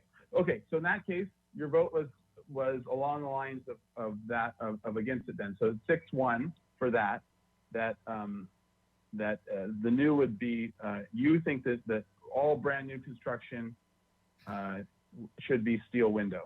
Okay. Mr. Chair. Actual steel. All right. Vice Chair House. Could I please observe that we are half an hour behind schedule right now? Yeah. And we're on the first house. So I know. I would like to inquire whether or not the architect has sufficient information on the direction this commission is going, regardless of whether we go through all 7 units or stop at this one right now. And if he's got sufficient information to develop his plans further for the next review, I think, we can move on to our next agenda item. Yeah, I think that's almost right. I think there's a few more we need to touch on in terms of not the actual buildings, but just making sure that we have a direction for addressing the confirmed direction, addressing the roofs, rolled asphalt, the skylights, utilities, just those general approaches and what we're feeling. And then as long as I think those are a lot easier than the doors and windows. But I hope so. yeah. So And this will be back more than one time, so. Of course. But at least I think that at least this general direction makes sense. So let's go through that list real fast and let's try to get those nailed down. So skylights, it seems like the options with skylights are we want them all removed or we want them, we're okay with them just being changed out to the flat, a flat low glare, we'll say, or something like that, where there's not glaring on the neighbor, but but just simple where they are rectangles. And then the other option would be hide it. You can keep the skylight or make a new skylight, but hide it in like a wall or chimney or something coming out and hiding it from the neighbor's side of things. It seems like those are at least three ways of approaching it. Does anyone have any other ways of approaching the skylight question? Mr. Chair? Yes, Vice Chair Howe. For myself, I would say that the plastic dome skylights need to go. And I believe they're also not permissible in high fire hazard zone. I would not have a problem with flat glass skylights that are as low a profile as possible. I think it's a misnomer to ever say that they are non-glare or anything like that, because they are highly reflective. And there's a time of day when, yes, they can reflect into somebody's house. And I would not support adding additional architecture to conceal skylights, like a false chimney or anything. So,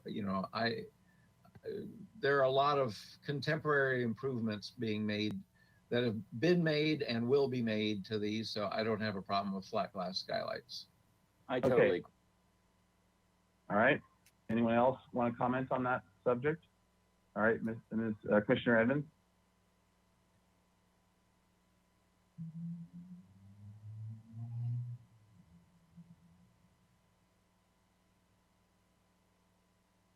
Oh, you're still muted.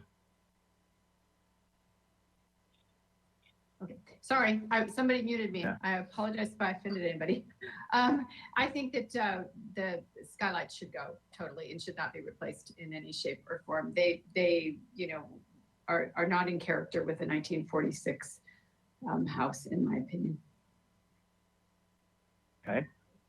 Any other comments? I guess I had one quick question, and then I would say from the back, I would be more okay with them than from the front.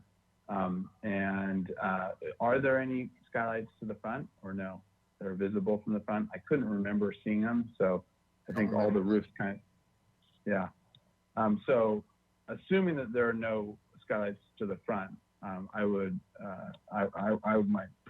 be okay with just swapping them out for a flatter, more or low profile, less visually obtrusive. Although I don't like the look, I think it's only from one other person's backyard, and that's a private view that is, and they're way above it, so it's not even that impactful at all. And there's a big oak tree in between. So it seems like it still seems reasonable in my mind. All right, so any other, do we want to have any other opinion out there before we have a straw vote on this? Okay, so let's say, so the question is no skylights or skylights. Oh, does anyone feel strongly about skylights hiding them with an architectural feature? I guess that would be the question. Don't support. Okay, so no, I'm not hearing a lot of support or any support for that. So I think it's just down to two things, whether it's no skylights at all, remove them, and just tile over them, or skylights, okay, upgrade it, flat, make a new flat one, and hide it as much as possible, low profile. All right, so first question, remove all skylights and tile over. Raise your hand. Hands, no. All right. Okay, so Mahan, you're saying no skylights at all? No, I'm voting, I'm not voting for no skylights, I'm raising my hand. That'll be the next question. I'm about to ask, that's the next question. That's the next question. Okay, Skylights are the first okay question. Skylights are okay if they're flat. Okay, so there's two, Lenvik and Edmonds are against any skylights. And then all those in favor of skylights, as long as they're low profile, flat, and on the back. All right, and then that's, what's that? And glass. My hands, yes on that. Yeah, and glass. Mr. All right. Mr. Chair, my reason for being opposed to skylights is because the neighbors are really impacted, from what I understand in reading their letter. They're really impacted, and I think it's if the architect can find some way to change orientation so they aren't following the slope of the roof or whatever, so that there's less impact on the neighbors, I have no problem with it. But I think simply to say we'll get rid of the dome skylight and put a flat skylight in, which shines just as, not as bright, but shines bright at night when they're in their dining room eating. It's just not, it's not fair, not right. Mr. Chair, All right, Vice Chair House. I would observe on that score that what the neighbors were viewing was not only the bubble dome skylights, but the mini split AC unit and line sets and roll roofing. So if it were a flat glass skylight set in a tile roof, it might be more acceptable to the neighbors. Could be. Yeah, I definitely think the neighborhood's going to get an upgrade in their view for sure with this project. Okay, so asphalt rolled roof. Obviously, I think that everyone's going to say make it tile. Correct. Is that right? Yes. Okay. Yes. All right. And then utilities, we're going to say, I'll throw it out there, is it basically hide everything? Well, obviously, you have to do things properly in conduit and whatever, but paint it out, make it as absolutely, not noticeable as possible, take it off the roof as much as possible, kind of that general approach. Is there any other thoughts on that besides that? The only thought would be that the front elevations are most important to make sure things are concealed. Yeah. Concealed from front. All right. Any other thoughts? And everyone in general agreement on that? Yes. Yeah. Okay. All right. And okay, so I think those were covering all the major ones. Any other major subjects that we need to cover for as a general approach for these buildings, Mr. Andrew? Mr. Chair. All right, hold on. We'll go to Mr. Andrew first, and then we'll come back to Vice Chair. Yeah, Go ahead. I just want the commission to acknowledge that the existing additions as far as massing, slope, and all that is acceptable, that we're not looking at changing the existing additions in any way other than the fenestration and the roofing and all those kind of more minor items, but we're not looking at revising those buildings in any way. And that Okay. Good. Our widths are acceptable. Good point. Okay, so let's talk about the massing. Basically, is the question. The existing massing, obviously the parts that are being torn off are being torn off, but the existing massing and the existing massing of proposed stuff that's not actually built, that's being proposed to be built, like this front master bedroom off to the right that has a shed roof, that's being proposed to be built. Maybe for one thing on that, maybe graphically, perhaps this is, maybe we can give a general comment if people are generally accepting of what is currently there and not going to require it to be torn down and changed in terms of the massing for areas that are not planning on tearing down. Assuming that that's the case, maybe at least graphically on the next one, we can have a visual clarity of what is actual new construction that we don't see on the field, so that we can have that outlined or hatched or whatever, so that we can have your line weight. Yeah. Some point of clarity so that, Vice Chair. My initial statement was that in general, I felt that the architects had been very thoughtful in their proposal. And as far as things that were built without permit, they might not be what we'd approve today, but I didn't find anything grossly offensive except for the things we've been discussing about windows and doors and stuff like that. Trapezoidal windows. And trapezoidal windows, but that was in the setback and being destroyed anyway. Yeah. So, in general, like I say, it's got an organic feel, and I am not of the opinion that any of the previously built additions need to be torn down. So let's talk about that. Everyone else in general, with that massing wise? I agree with that. Yeah. Okay. All right. I agree with it as well. And Commissioner Mahan, if you don't agree, then speak up otherwise. So we're assuming that silence is complicit. That brings up one more point that you made, Vice Chair House, about color. Does everyone generally agree with that color assessment too? The bright white was too strong, but in general, these earth tones, these softer earthy tones were okay. Yes. Okay, everyone good with that? Okay, seems Mr. like Chair. we have consensus on that. Vice Chair House? The one other thing I brought up was the small little outbuildings and to try and bring Yeah. the ones that are outliers more into conformance with the general aesthetic. So let's talk about that. There's such a range of like, of things that are, I don't know if they're salvageable in terms of being able to put plaster on them and make them work. And I don't know if what's it called? A lot of them members wise, if they're not heavy timber or things like that, and they're exposed and all these other things, they might not even be okay rehabbing them or reworking them. What is our general, and let's set aside the special one at the end because I think it going to have its own discussion. The one that's the treehouse, the adult treehouse. The shingle one, wood shingle one, I think it's going to be its own discussion that's separate, at least from, in my mind, from all the other ones. Is there a general framework that people found for the other outbuildings, all these little ones? And then can we zoom in a little bit more? And Chair, Mr. Yeah. Chair. Yes, the Commissioner, Commissioner Mahan.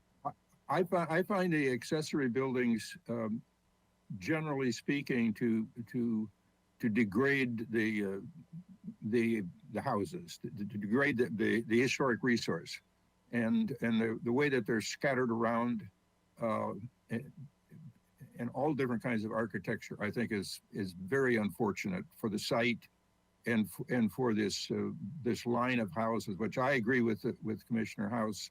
I think the architect has done a very good job of making these buildings work, and the proposed architecture of the houses is really acceptable, and it's a beautiful, I think it's a beautiful composition. But these outbuildings are scattered all over the place. They're all different styles and shapes, and I just find them to be really degrading to the historic resource, and I think we should ask the architect. Some of them, if they're small enough, could be moved and be put in some place that's not so obvious. But I think they're a real problem, and I don't think that there's a solution has been considered yet for the fact that they're objectionable. I would agree with that. I don't think there's enough lipstick at the makeup counter. To fix it. Mr. All Chair. right. Any other, Vice Chair House? I agree with that in general, and some of them are more acceptable and closer to being able to be brought into conformance than others. And I think that the ones that are shingled, since they don't have an original permit, are never going to be allowed by the fire department. So their fate is probably sealed. And those that don't have tile on them probably aren't structurally suitable for adding tile to them. So I think that the applicant should take into account everything we've said and study which of these are, important and necessary and maybe have history and should be worked on, and which ones are appropriate to be removed or relocated if that's a viable solution. Yep. Okay. Is everyone in general agreement on that? That makes sense to me. Sort of send it back. They come up with a strategy. Obviously, some of it is not going to be salvageable. Some of it might be movable or whatever, and maybe you can come up with a clever way of Mr. So Chair. making another house out of like 7 little Mr. sheds. Chair. All right. Mr. Chair, I Mr. Mann. think we should ask the architect to look at the uses of these buildings. I mean, if they're for storage, it might be that a storage facility could be placed on the site somewhere that would be available for a number of the residents. If they're used for like an office, I noticed one of them was an office and one of them was a painting, a studio. I think that should happen within the house. I don't think that should be an outbuilding. I think that's wrong, and it messes up the site. So, but I would suggest that the architect give very careful consideration to this and come back to us with his ideas. Okay. And does that seems to be a fairly good consensus? Commissioner Edmonds?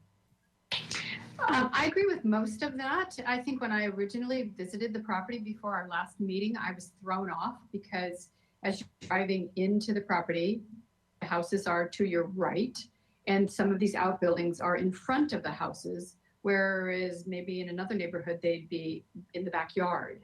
But the way this is laid out, they're sort of sticking out in odd places.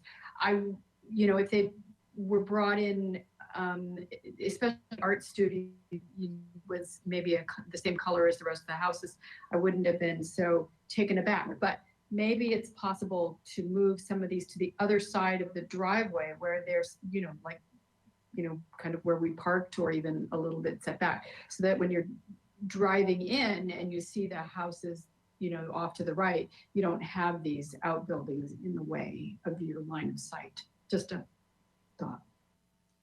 Yeah. Any other outbuilding thoughts? Mr. Chair. Yes, Commissioner Jordan. I've been silent in this conversation, mainly because I think Commissioner Wooley's and Commissioner House's comments have been very much on point, and I endorse them. On the issue of the outbuildings, I think they are a problem. And I would simply leave it at that and look to the architect to come up with a design solution, knowing the present situation is a problem for the commission. Okay, I agree, and I think that that's probably good enough direction to give them. So, and as well as Commissioner Mahan said, look at use and just look at the whole thing. It's a problem, and so come up with a great solution that we can all get behind. Good luck. All right. Okay. Any other? So I think we're kind of actually coming to a pretty good, at least consensus and direction on all these pieces. So it seems like we've covered most, if not all. To the applicant, are there other areas that you want input on or reaction to at this point? Otherwise, I'll try to give a shot at summarizing. And then as well, you've heard all the various, nuanced comments as well. And this is obviously a very difficult project to simply summarize certain things. But you've heard the conversation and probably have a pretty good idea what to do next. Yeah, I've had plenty of feedback to take it to the next level, and we'll be going through this for a few times. But yeah, I appreciate all the comments. Okay. And I guess I would turn to staff and the applicant. Do we need to summarize, or was this basically a big enough, long enough conversation, or do you want an attempt at summary? Mr. Chair, a summary of the comments always helps with creating the minutes and just having a record to understand the comments for the future. So if you wouldn't mind, a summary would help. Okay. All right. I'll take a shot at it, and this might need to be an organic summary.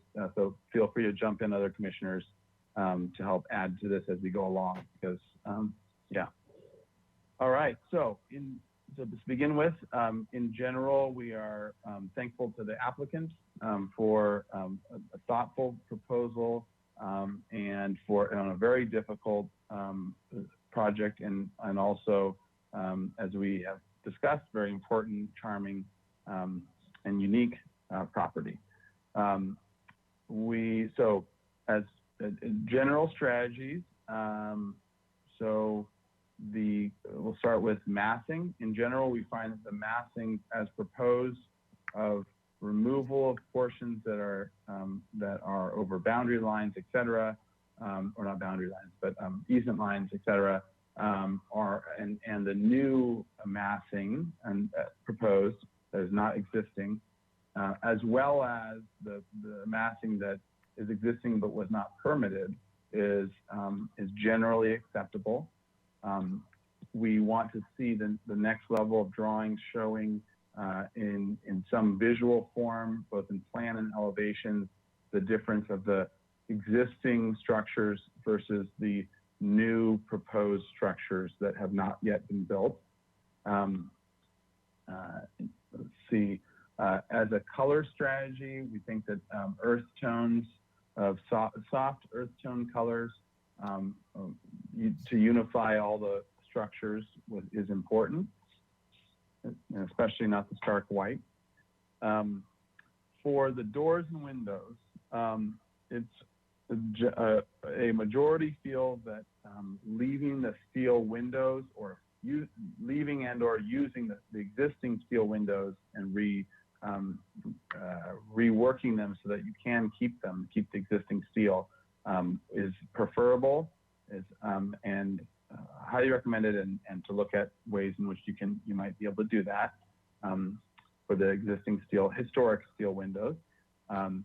For the existing unpermitted windows and doors, there was a majority of the commission that was okay with leaving them, with only addressing the front elevation to be replace those that are not divided light in a similar way to what the family of each of the building is, and that's divided typically in a historic proportion of the glazing, the lights of the glazing, and that the proposed use of a wood window that is clad in aluminum to look as close to steel as possible in proportions of rails and stiles and muntins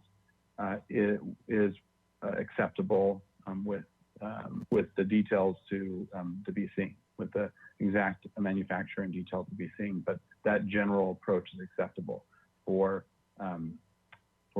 adjusting any windows and doors that are existing that need to be swapped out with a new one. And then in the new construction area, the all new construction area, the majority, but not unanimous for both of these, the majority felt that a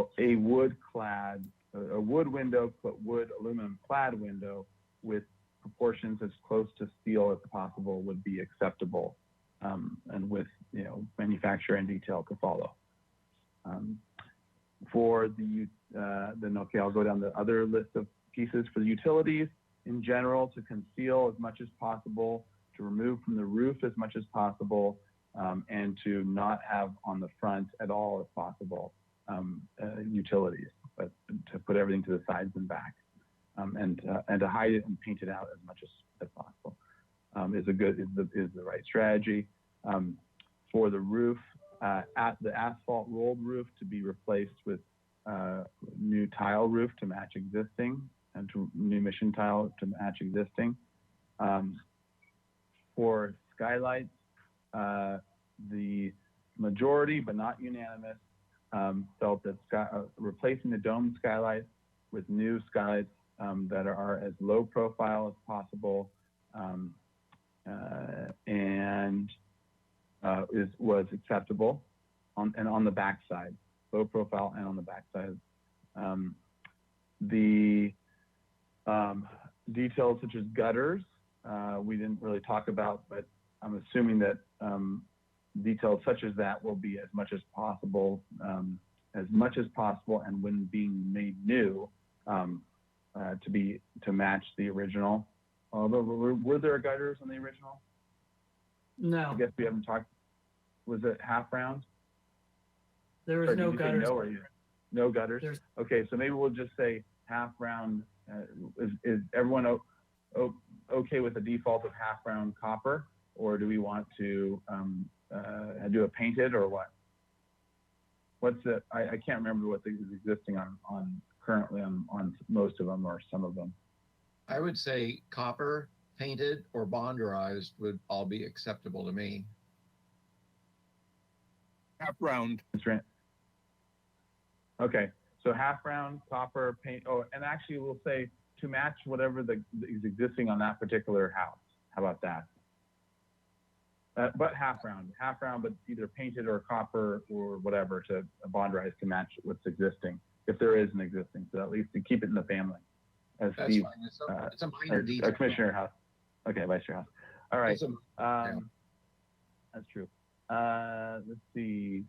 Utilities, skylights, outbuildings. Okay. Yeah. So outbuildings. So as they exist, the outbuildings are problematic, and that there needs to be a strategy developed for how to use come up with a strategy for which buildings are retained or reused and or replaced in some way. Come up with a strategy for dealing with them, and that the current existence, they're not acceptable, and they're an eyesore, not acceptable, and so come up with a strategy for what to do with them. Mr. Chair? Yes, Mr. Chair? Commissioner Mann. Yeah, I think staff needs to weigh in on this. That, you know, there's a difference between a storage shed on your property and detached living quarters.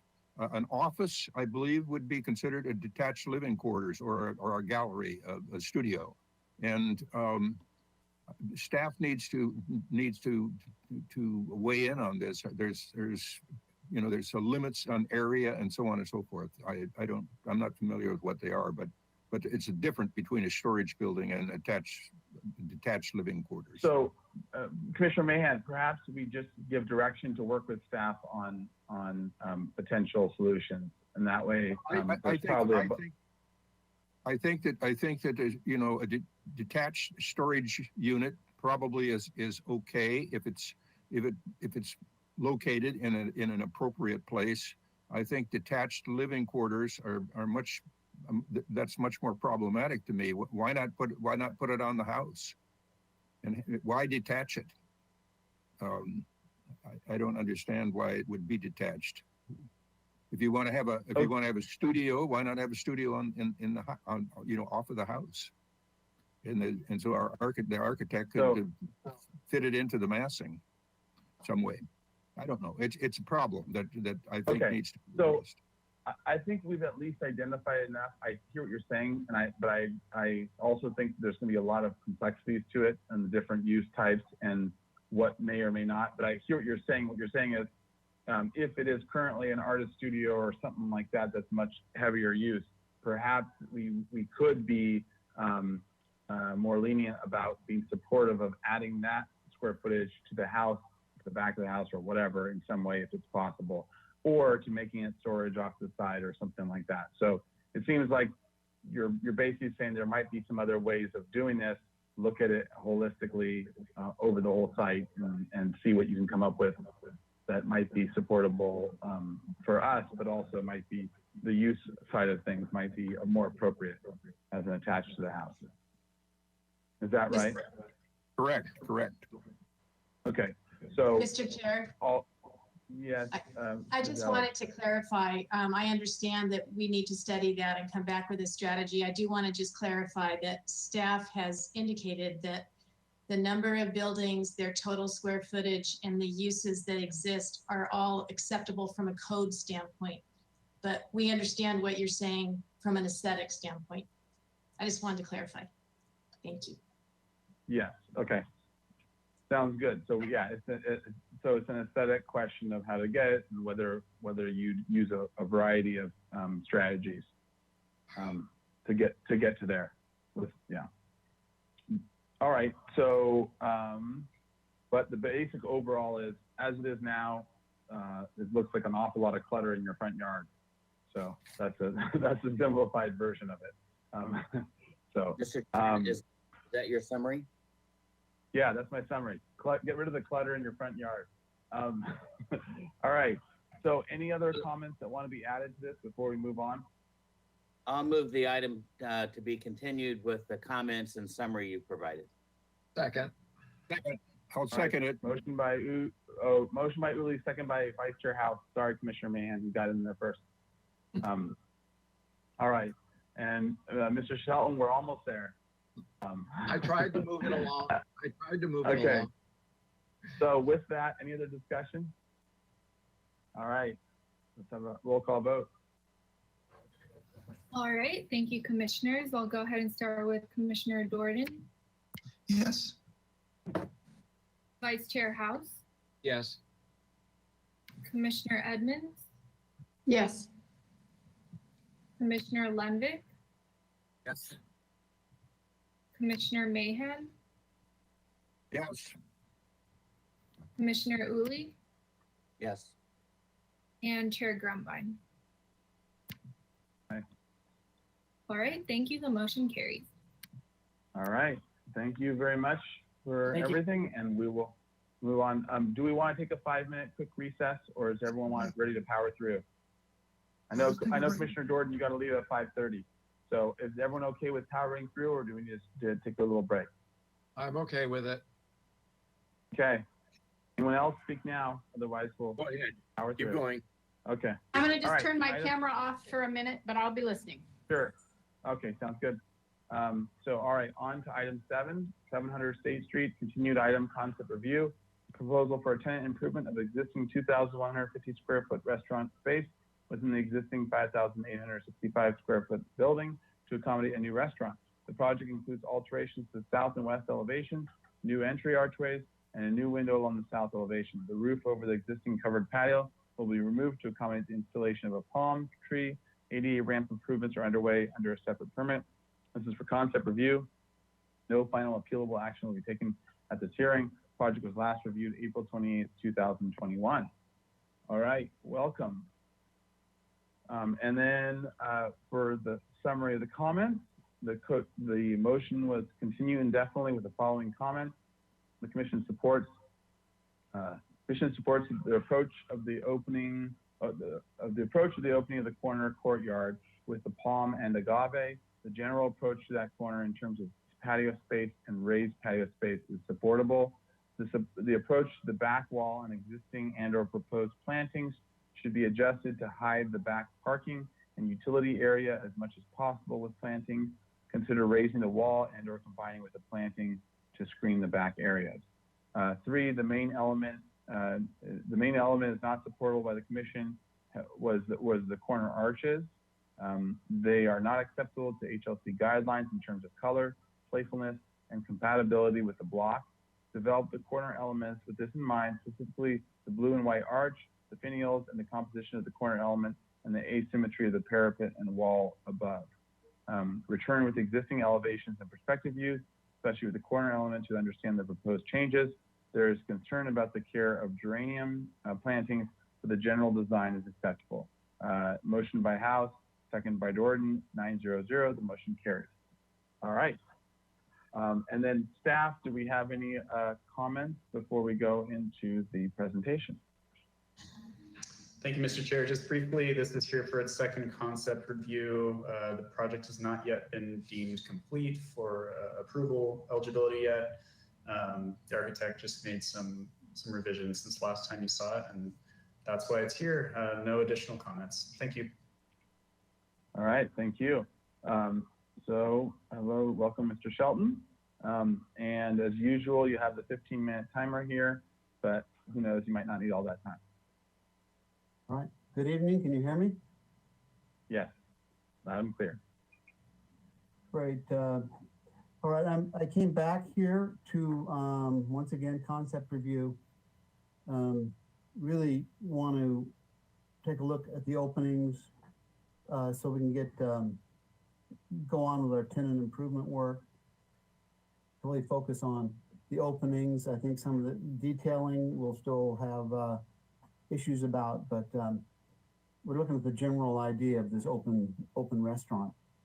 I tried to address some of the comments by some of the commissioners about too playful versus playful or not. Is it part of the EPB language? Of course, think that playfulness is, and we're going to go over that. I in my mind toned it down and started looking at buildings around town in a little more detail.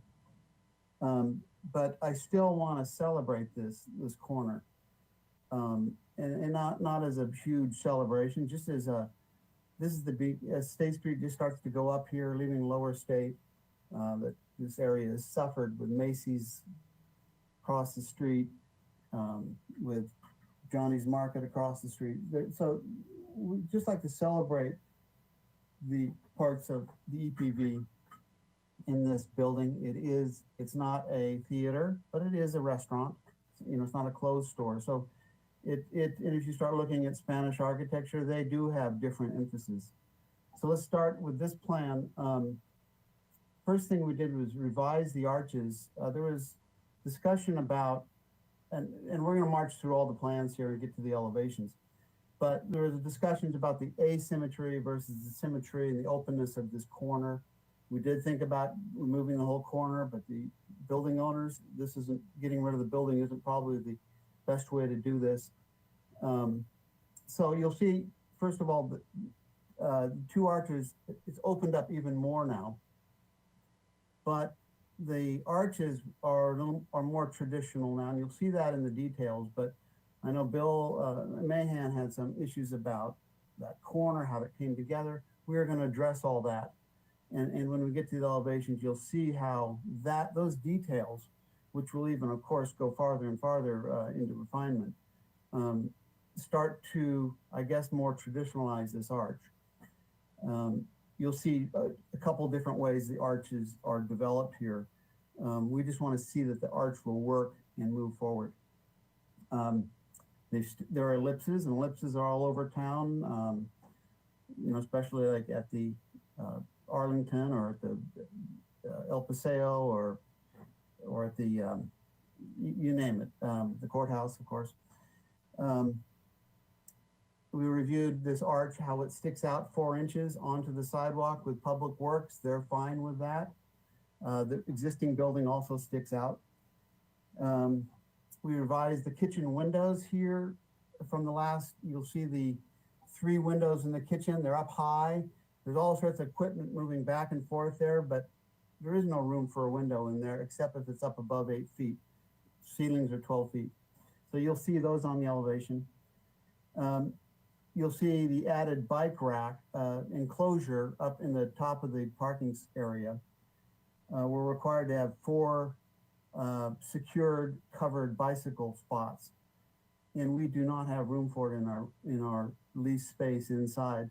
So I took a wild shot at this to see what you guys think of it. It's steel and canvas. Then we added some landscaping as suggested, and we're adding these Sevilla orange trees, bitter orange trees right here. Very simple with some succulents underneath it. Not a lot of room in this planter. There's all sorts of backflow devices and all sorts of other things. Let's move on to the next plan. We added a roof plan. This is very preliminary, of course. We need to get through at least concept ideas here. But given what we're presenting, there are some mechanical screens up there right now. And the idea would be to keep those. If for some reason we wanted to change them more to this architecture, we could do that. But that's basically, we'll reuse those that are already there. And then we also had to provide some calculations for planning. So let's move on. Next sheet. If you have any questions, we can come back to this at any time.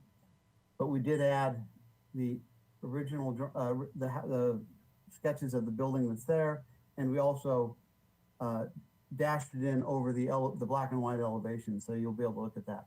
Next. This is what's existing, and you'll see the comparisons.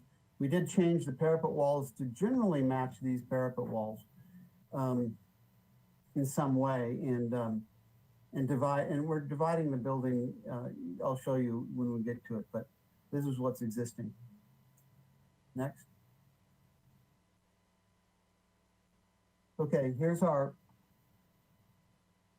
elevations. Let's start with the bottom one, the Ortega Street elevation. Get a little closer on that. Okay, let's start with this one. I'm fine with that.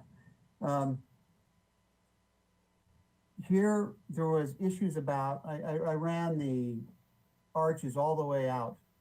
And you'll see in our detail, the arches, I gave it more room here and resolved the corners with a real large chamfer and tile work at the same height as the dado coming up. The finials, I started looking around here on the finials, and the finials are everywhere in this architecture and this language.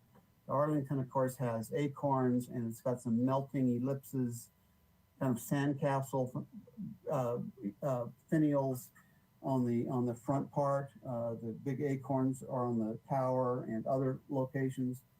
El Paseo's got some versions of crosses that are up there, but what they are, they come out of the plaster, and so that I changed this to be part of the wall and carved out of the wall.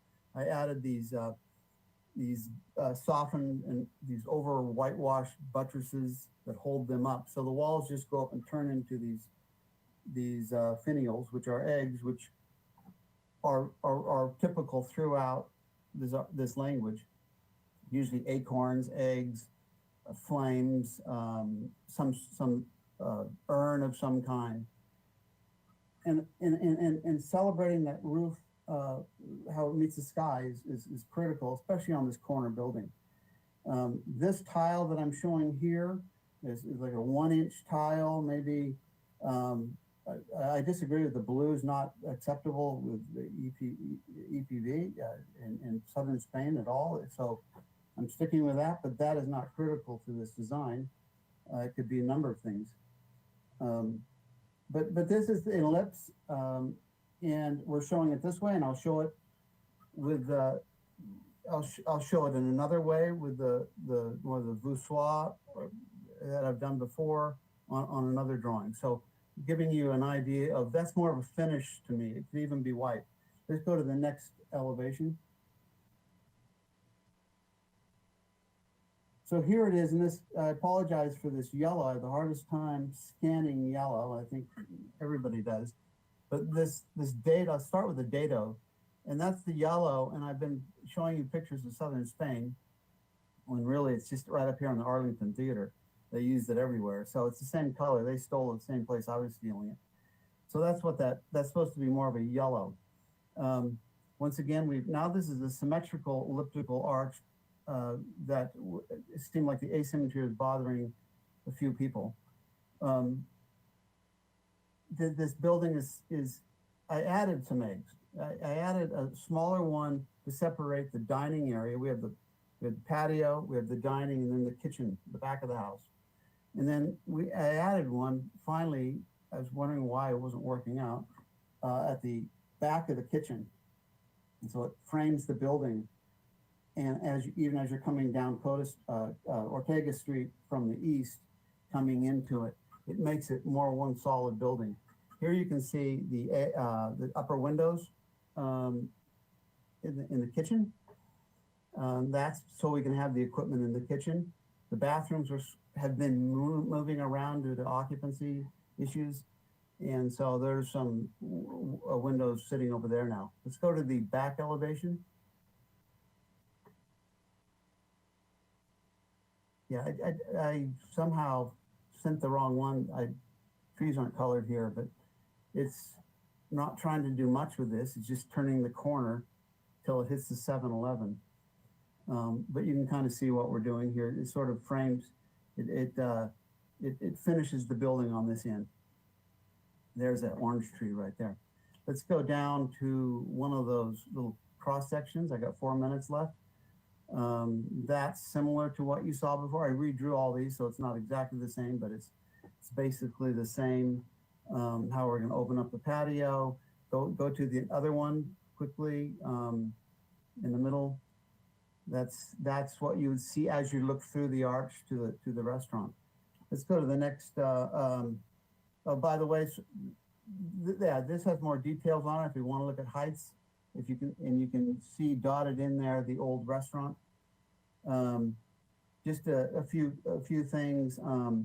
Hanging pots we talked about with the Public Works. They're up at 8 feet, the bottom of them now, and and they just want to somehow come up with an idea of when you water, then that they stop dripping in time to clean it up, that kind of thing. But that would, of course, would be reviewed by them.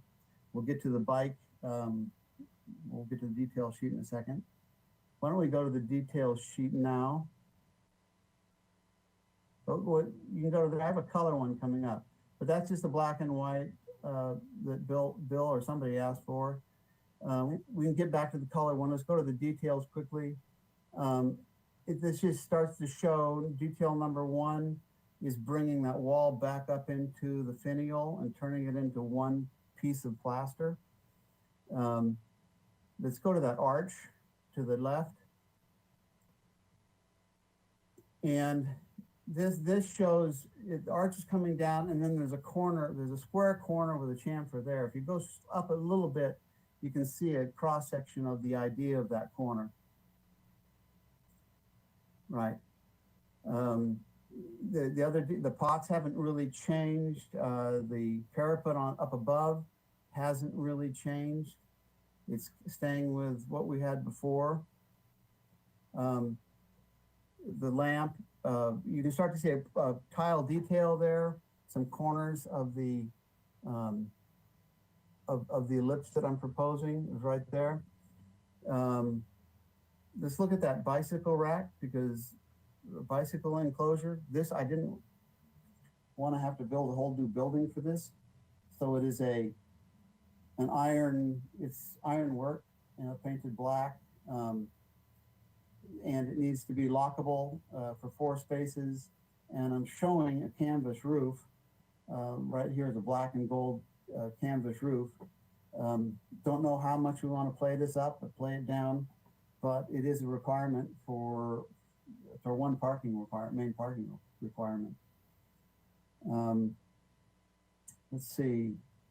And you can go up a little bit to see the other sides of it. Just ironwork. Whatever we do on the front matches the back, place for employees to park their bikes. And then somewhere right at the lamp, some sort of single lamp hanging in the center of the arch. Probably, who knows what we do about the sign once we get a little bit farther on about what the restaurant will look like. We'll figure out what the sign's gonna look like. I think that's all I have to say. There is a color elevation, there it is.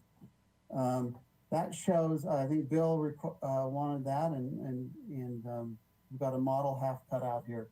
But you see how it opens up that corner visually and turns you back down the street, down Ortega, which is one of my, I really want this building to turn back down the street, and not knowing how State Street's going to be closed off or not. So this shows you the basic idea of what's going on and what we're proposing, but I look forward to your comments. All right, thank you. All right, so now let's go to public comment. Any member of the public wishing to comment on this item, please click on the green hand icon to raise your hand. Okay, thank you, Mr. Chair. And if you're attending by webinar and you'd like to give verbal public comment, please click the hand icon on your GoToWebinar control panel as shown on screen. And I'll just confirm with Ms. Tarnowskaya whether we received any written correspondence for this item. Thank you, Mr. Hamilton. We have not received any written correspondence for this item. Back to you. Okay, thank you. And I don't see any hands raised in the audience.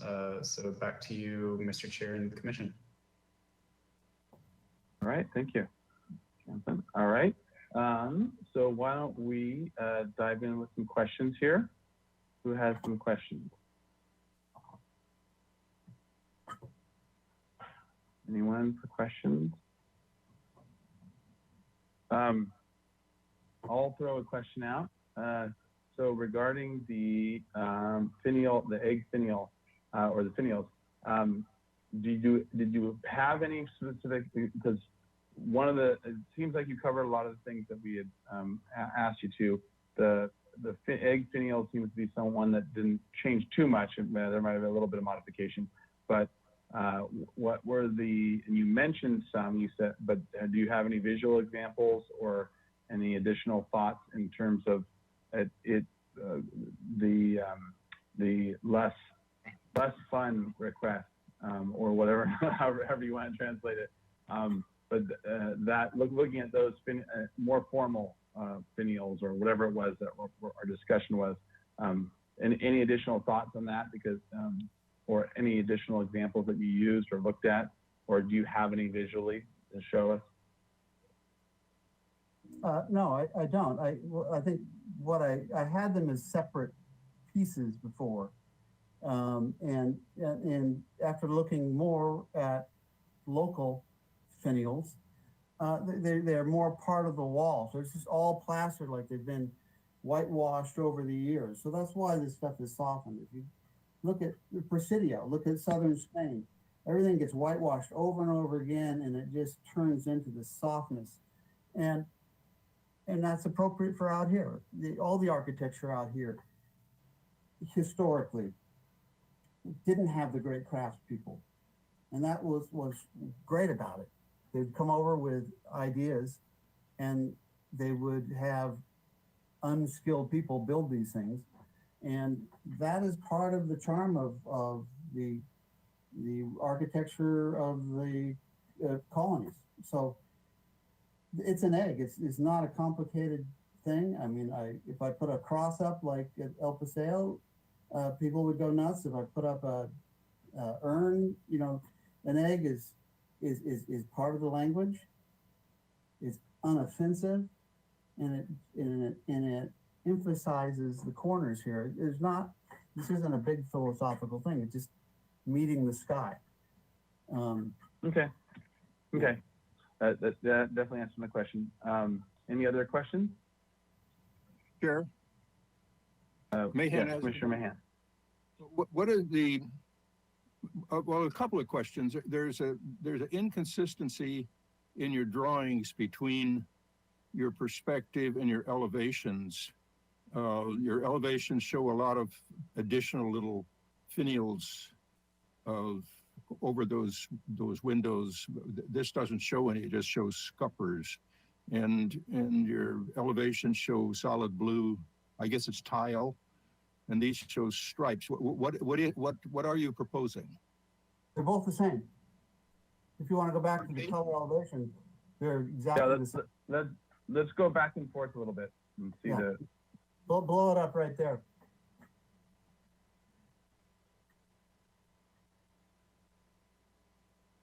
That's the same as the other. So which do you want to? Which are you proposing? They're both the same. They're exactly the same. Well, definitely the striping on them is tighter for the art. Let's go piece by piece.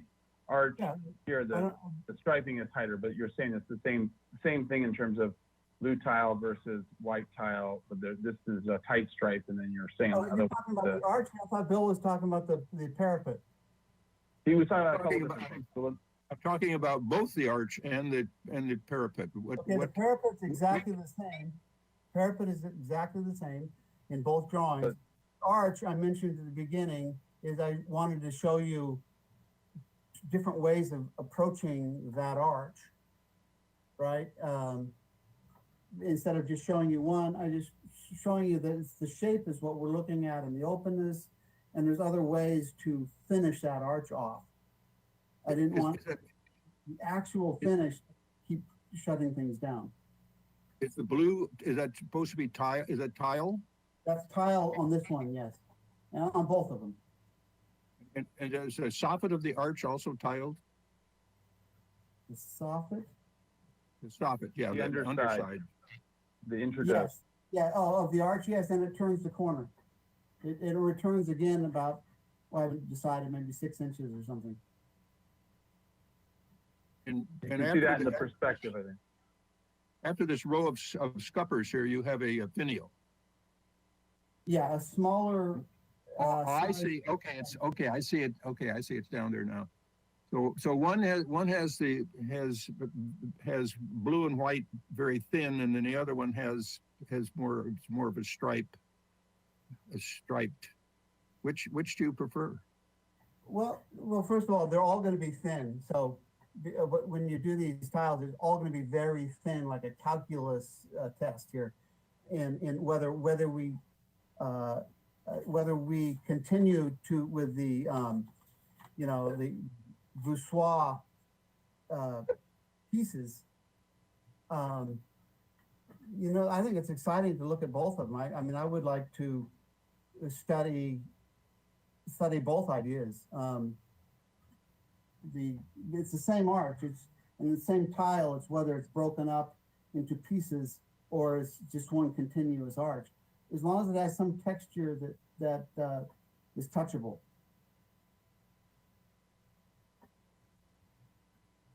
Okay. Commissioner Mahan, does that answer all your questions? Can we go back to the perspective for a minute? Can you zoom in a bit? The arch in the perspective, as the arch approaches the sidewalk, it curves in a lot more. What I would refer to as, if we were talking about sailboats, that would be called tumble home. But the arch in the elevations is more comes to the sidewalk more vertically. Which do you propose? It'll probably be the elevations. The key to all these things is just get at least halfway or a little bit past. So it'll at least be just past halfway. Those are my questions, Mr. Chair. Thank you. Okay. Other questions?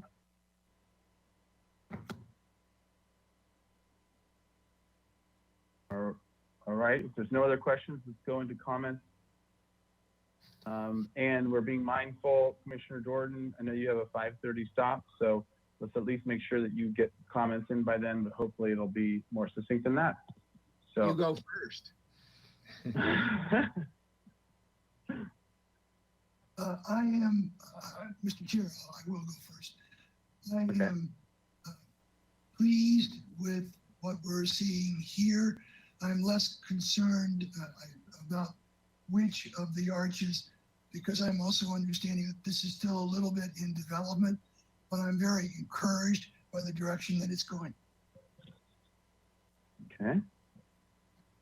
Mr. All right. Chair. Who wants to jump in? Yeah, Vice Chair Howe. Well, I agree 100%. I really want to come to the defense of this. I'm sure Antoni Gaudí was probably accused of being overly playful at some point, and he's very famous. So I think this is invigorating, and it is, on the frontier, on the boundary of what fits within the EPV guidelines.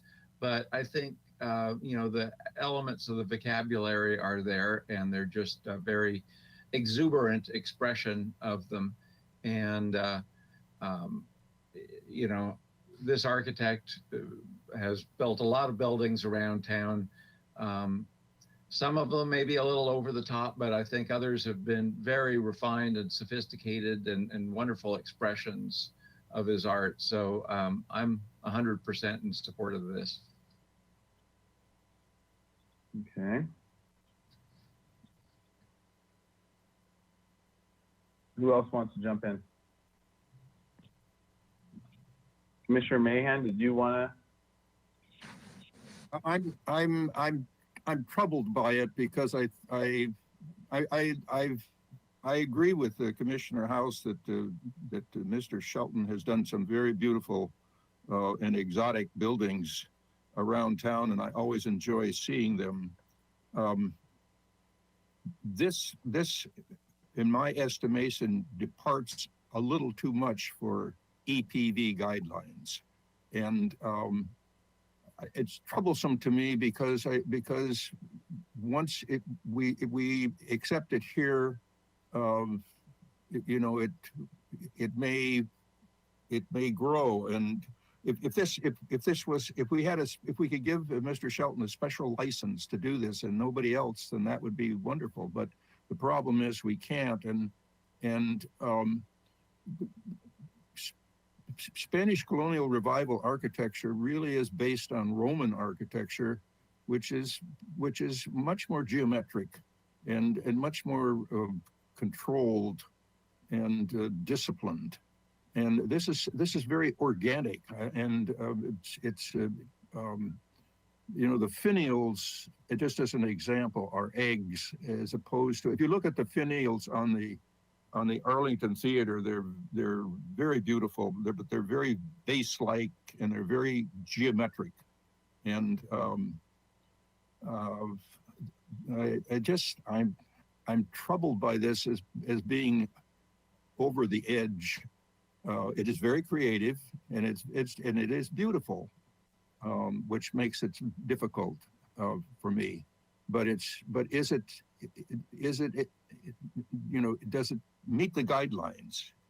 And that's I don't think I could support it. The elevations are a little more.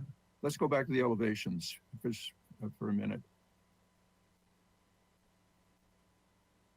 Yeah, you know, if the arch comes down and approaches the sidewalk vertically, that is really that's more traditional, and EPV guidelines, you know, they salute traditionalism, not organic architecture, something that Frank Lloyd Wright would do, or something that Gaudi would do, or you know, some other architects that are exuberant.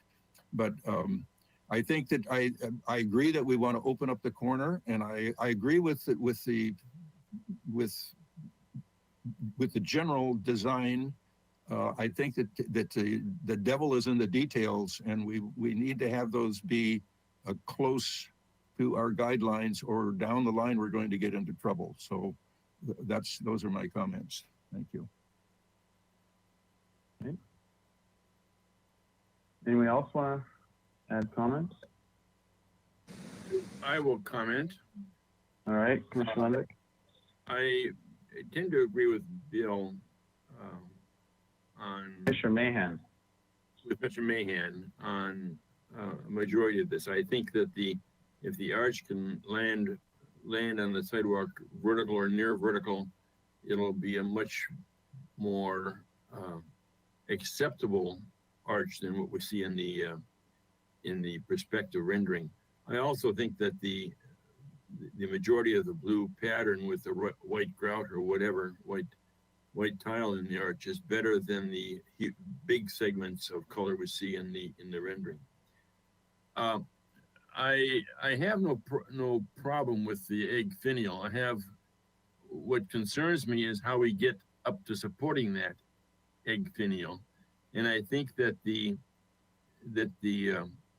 organic stepping, you know, and the organic fingers that get us up to it are beyond what I could find acceptable in EPV, and I would have a tough time finding an interpretation of Spanish colonial revival in that organic stepping that we get up to the egg finial. So I think that needs to be maybe looked at a little bit more carefully, and how it would fit in with the tradition we have on State Street.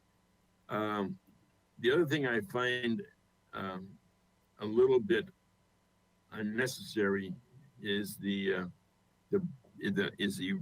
breaking up of the parapet with the scuppers and with the brick or tile top. I think that if that could be toned down, simplified, you know, significantly, maybe not the multicolored or two-colored tiles up there on the top, but maybe you know, an exaggerated or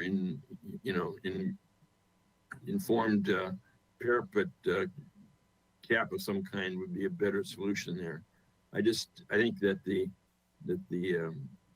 tile headers over the windows are good. You know, I like that. I like the base color. I think that'll be fine. I just think that we need to tone down some of the detailing at the finials and at the parapet. Those are my comments. Okay. Other comments? Oh, Commissioner Edmonds. Thank you. I have to say I love it. However, I do agree that I would like to see the tile on the arches, finish flat to the building versus being what appears to be curved out. I think, but I understand where Commissioner Lindvik and Commissioner Mahan are coming from with regard to EPV, but I also think, we're so lucky in Santa Barbara to have Jeff Shelton where other cities don't. And his architecture is a draw that I hear from friends of mine that have homes and, this is a second home or a third home for them, for example, and they love the difference that we have in Mr. Shelton's architecture. I do have what may be a silly question, and that is regarding the lighting that appears to be, the light fixture on State Street doesn't appear to come around and be symmetrical on the other corners. So if you talked about that already, I apologize for missing it, but why is it only on one side and not on the other? Want to answer that? Yes, please. Yes. We'll jump back into questions. Once again, I'm trying to get a concept here, but that's the entry. That's why. There would certainly be a sign and maybe a smaller light over there on the other side. But I still like asymmetry just because I did a symmetrical in here. So something would happen there. Thank you. Okay. All right, back into comments. Any other comments? Okay, well, I'll try to give add to a few. So I, for the most part, agree with Commissioner Lindvik and Commissioner Mahan, and Commissioner Lindvik in particular's assessment of the various pieces. So maybe I'll add a few more comments on it. So there's an example that you did, Mr. Shelton, on Anacapa and Los Olivos, a house that you did there, which when I first went by, I thought it might be you because your palette and your ability in handling details, but it was like the most constrained you that I've ever seen in terms of a project, in terms of the fewest bumps and squiggles and wiggles within the wall surface and within the elements themselves. And I would say that the general it's in the corner of Anacapa, Los Olivos, for those of you who would want to go see it. But your material palette is there. I ended up actually, it was a number of years ago, was doing a walking tour in the Upper East, and the owner happened to be there when I stopped by. I asked her if it was, and she was told it was. And all the stories and fun, like the wind blowing face in the chimney that was blowing the sundowners back, and all kinds of great stuff like that, which is a pleasure to hear. But your colorful palette was there. It was just seemed a little more restrained or a little more formalized. And I think that's where I think this design can come to, where it is both the combination of fun and colors and other things, but done in a slightly more formal way. And I think all the comments that Commissioner Lindvik had mentioned would tie into that. So even using the blue and the white, which is extremely strong of a color, if it was in the sliver form, or if there was a way of toning down a little bit, but not taking it all away. I think it would be, I would be very supportive of it. If it was the case, I would be able to be very supportive of it. The egg finials are, and that transition that Commissioner Lindvik mentioned, the fingers and that, I think that needs to be formalized more, and geometricized and formalized, and not necessarily a whole lot, but a little bit. And I think your example of the Presidio or the missions or all those things where there's a very sort of simple or organic to some degree, but a not complex craftsman hand, I think is all fair and a fair assessment. But at the same time, you still have it in a sort of a simple albeit sort of a naive, because they weren't trained in it, but they were still doing it to some degree or a memory of it. There was still an attempt at this a little bit more formal. And I think that could be integrated both in the way your plaster goes up and holds these eggs, or however, or an egg shape that's been a little more geometricized. And I think if that was the case, then I would be able to be very supportive of it. But there has been, at least to some degree, a split within it. And so I think that the challenge is going to be getting enough commissioners, or those that your design integrated well enough to get enough support from HLC, and maybe hopefully get us all on board with it. The one more thing I would mention that no one brought up was the ironwork, but it ties to this. If having vertical pickets or having some sort of a more formalized geometry to it, I think would be, in my mind, more supported than everything being off plumb or slightly off plumb. And I know that you've done plenty of great wrought iron work, but I think that just a little more formal in its treatment would be, then I would be able to support it more.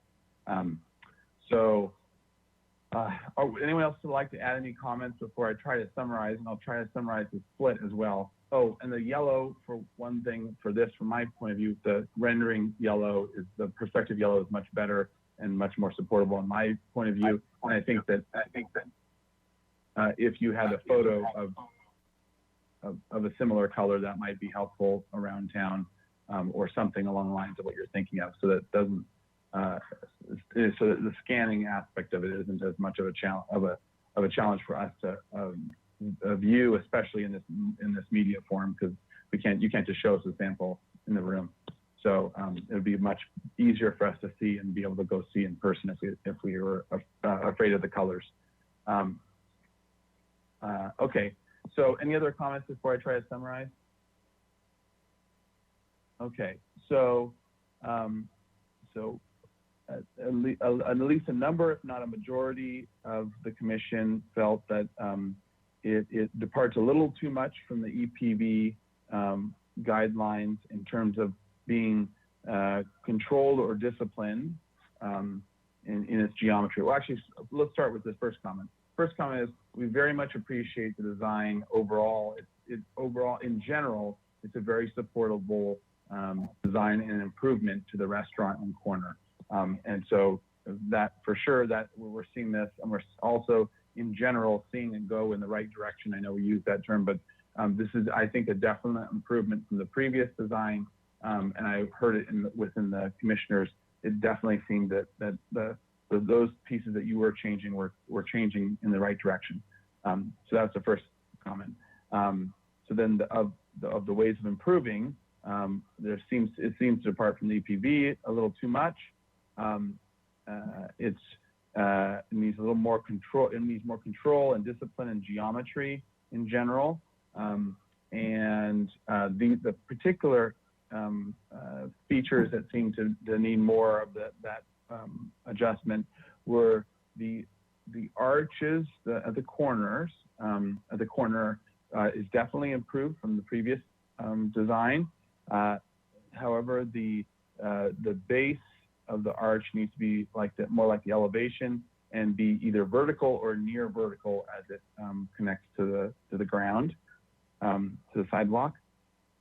So the commission was split, but there seems to be the potential for the blue and white arch to be okay, but more like the elevation and not like the perspective. The finials, the egg finials, are too organic, and the way in which the wall transition through finger-like, the finger-like base that it sits on is too organic. It needs to be more geometricized. The scuppers and parapet wall seems to be too intricate, and perhaps simplifying in a variety of ways. It just needs to be restudied, and perhaps simplified, maybe less scuppers, or maybe a different approach to it, and perhaps not as contrast in colors with the top on the top of the parapet wall. Because that seems to be need more work before it would be at least acceptable by some. And there was definitely, and on the other note is there was a split. There's a split between the in what the different commissioners would how they see it. So, is that any other comments that want to be added to that from the commission? Mr. Chair, Yes, Commissioner Uli. since we're talking about that parapet, it is a very traditional element in Spanish castles. The dip is referred to as a crenel, which is a C-R-E-N-L, and the tile or brick cap is a merlon. So it's a very traditional castle element. I'll just repeat that you know, I love Mr. Shelton's work. I just don't think this fits in the district. Okay.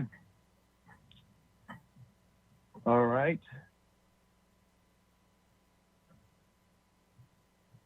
All right. Any other comments to add before we anyone want to make a motion with those comments?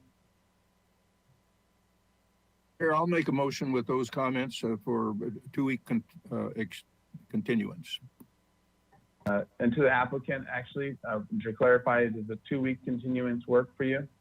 Yeah. I'm interested in those windows. Do you mind those windows? No one mentioned those dining room windows. Oh, well, if no one mentioned them, then you shouldn't have brought them up. Yeah, those are the most important thing in the design. Oh yeah, I forgot about that. I didn't seem like there was any negative feelings on the current layout of the windows or the breakup. From my point of view, and others chime in, I really like the introduction of another, finial that breaks that breaks the sequence from the dining room to the kitchen. I think that does a great job of breaking up that long stretch, but still making it continuous, but giving it the eye a relief that is above the windows as well. So I really like that sort of general sequence and the general windows. I don't know if others feel the same, but it seemed like a good design addition, a good design development that has happened. I'll second the motion. It wasn't already. All right, Vice Chair House second. Under discussion, any more discussion? Mr. Chair, I just wanted to, thank you. I just wanted to confirm for the applicant that a 2-week continuance will work for scheduling purposes. Yeah. Mr. Shelton? Yeah. Yes. Is that yes? Okay. 2 thumbs up. All right, we got it. Okay, any other discussion? All right, let's have a roll call vote. All right, thank you. I'll go ahead and start with Vice Chair House. Yes. Commissioner Jordan. I think he might be absent now. Okay, he's absent. Commissioner Edmonds. Yes. Commissioner Lundvik. Yes. Commissioner Mayne. Yes. Yes. Commissioner Uli. Yes. And Chair Grumbine. Aye. All right, the motion carries. Thank you. Don't worry, Mr. Shelton. I'm also a curmudgeon when I vote too. Appreciate it, everybody. All right. Well, thanks a lot. And thank you, everyone. And I think that's it. So we are adjourned. Right.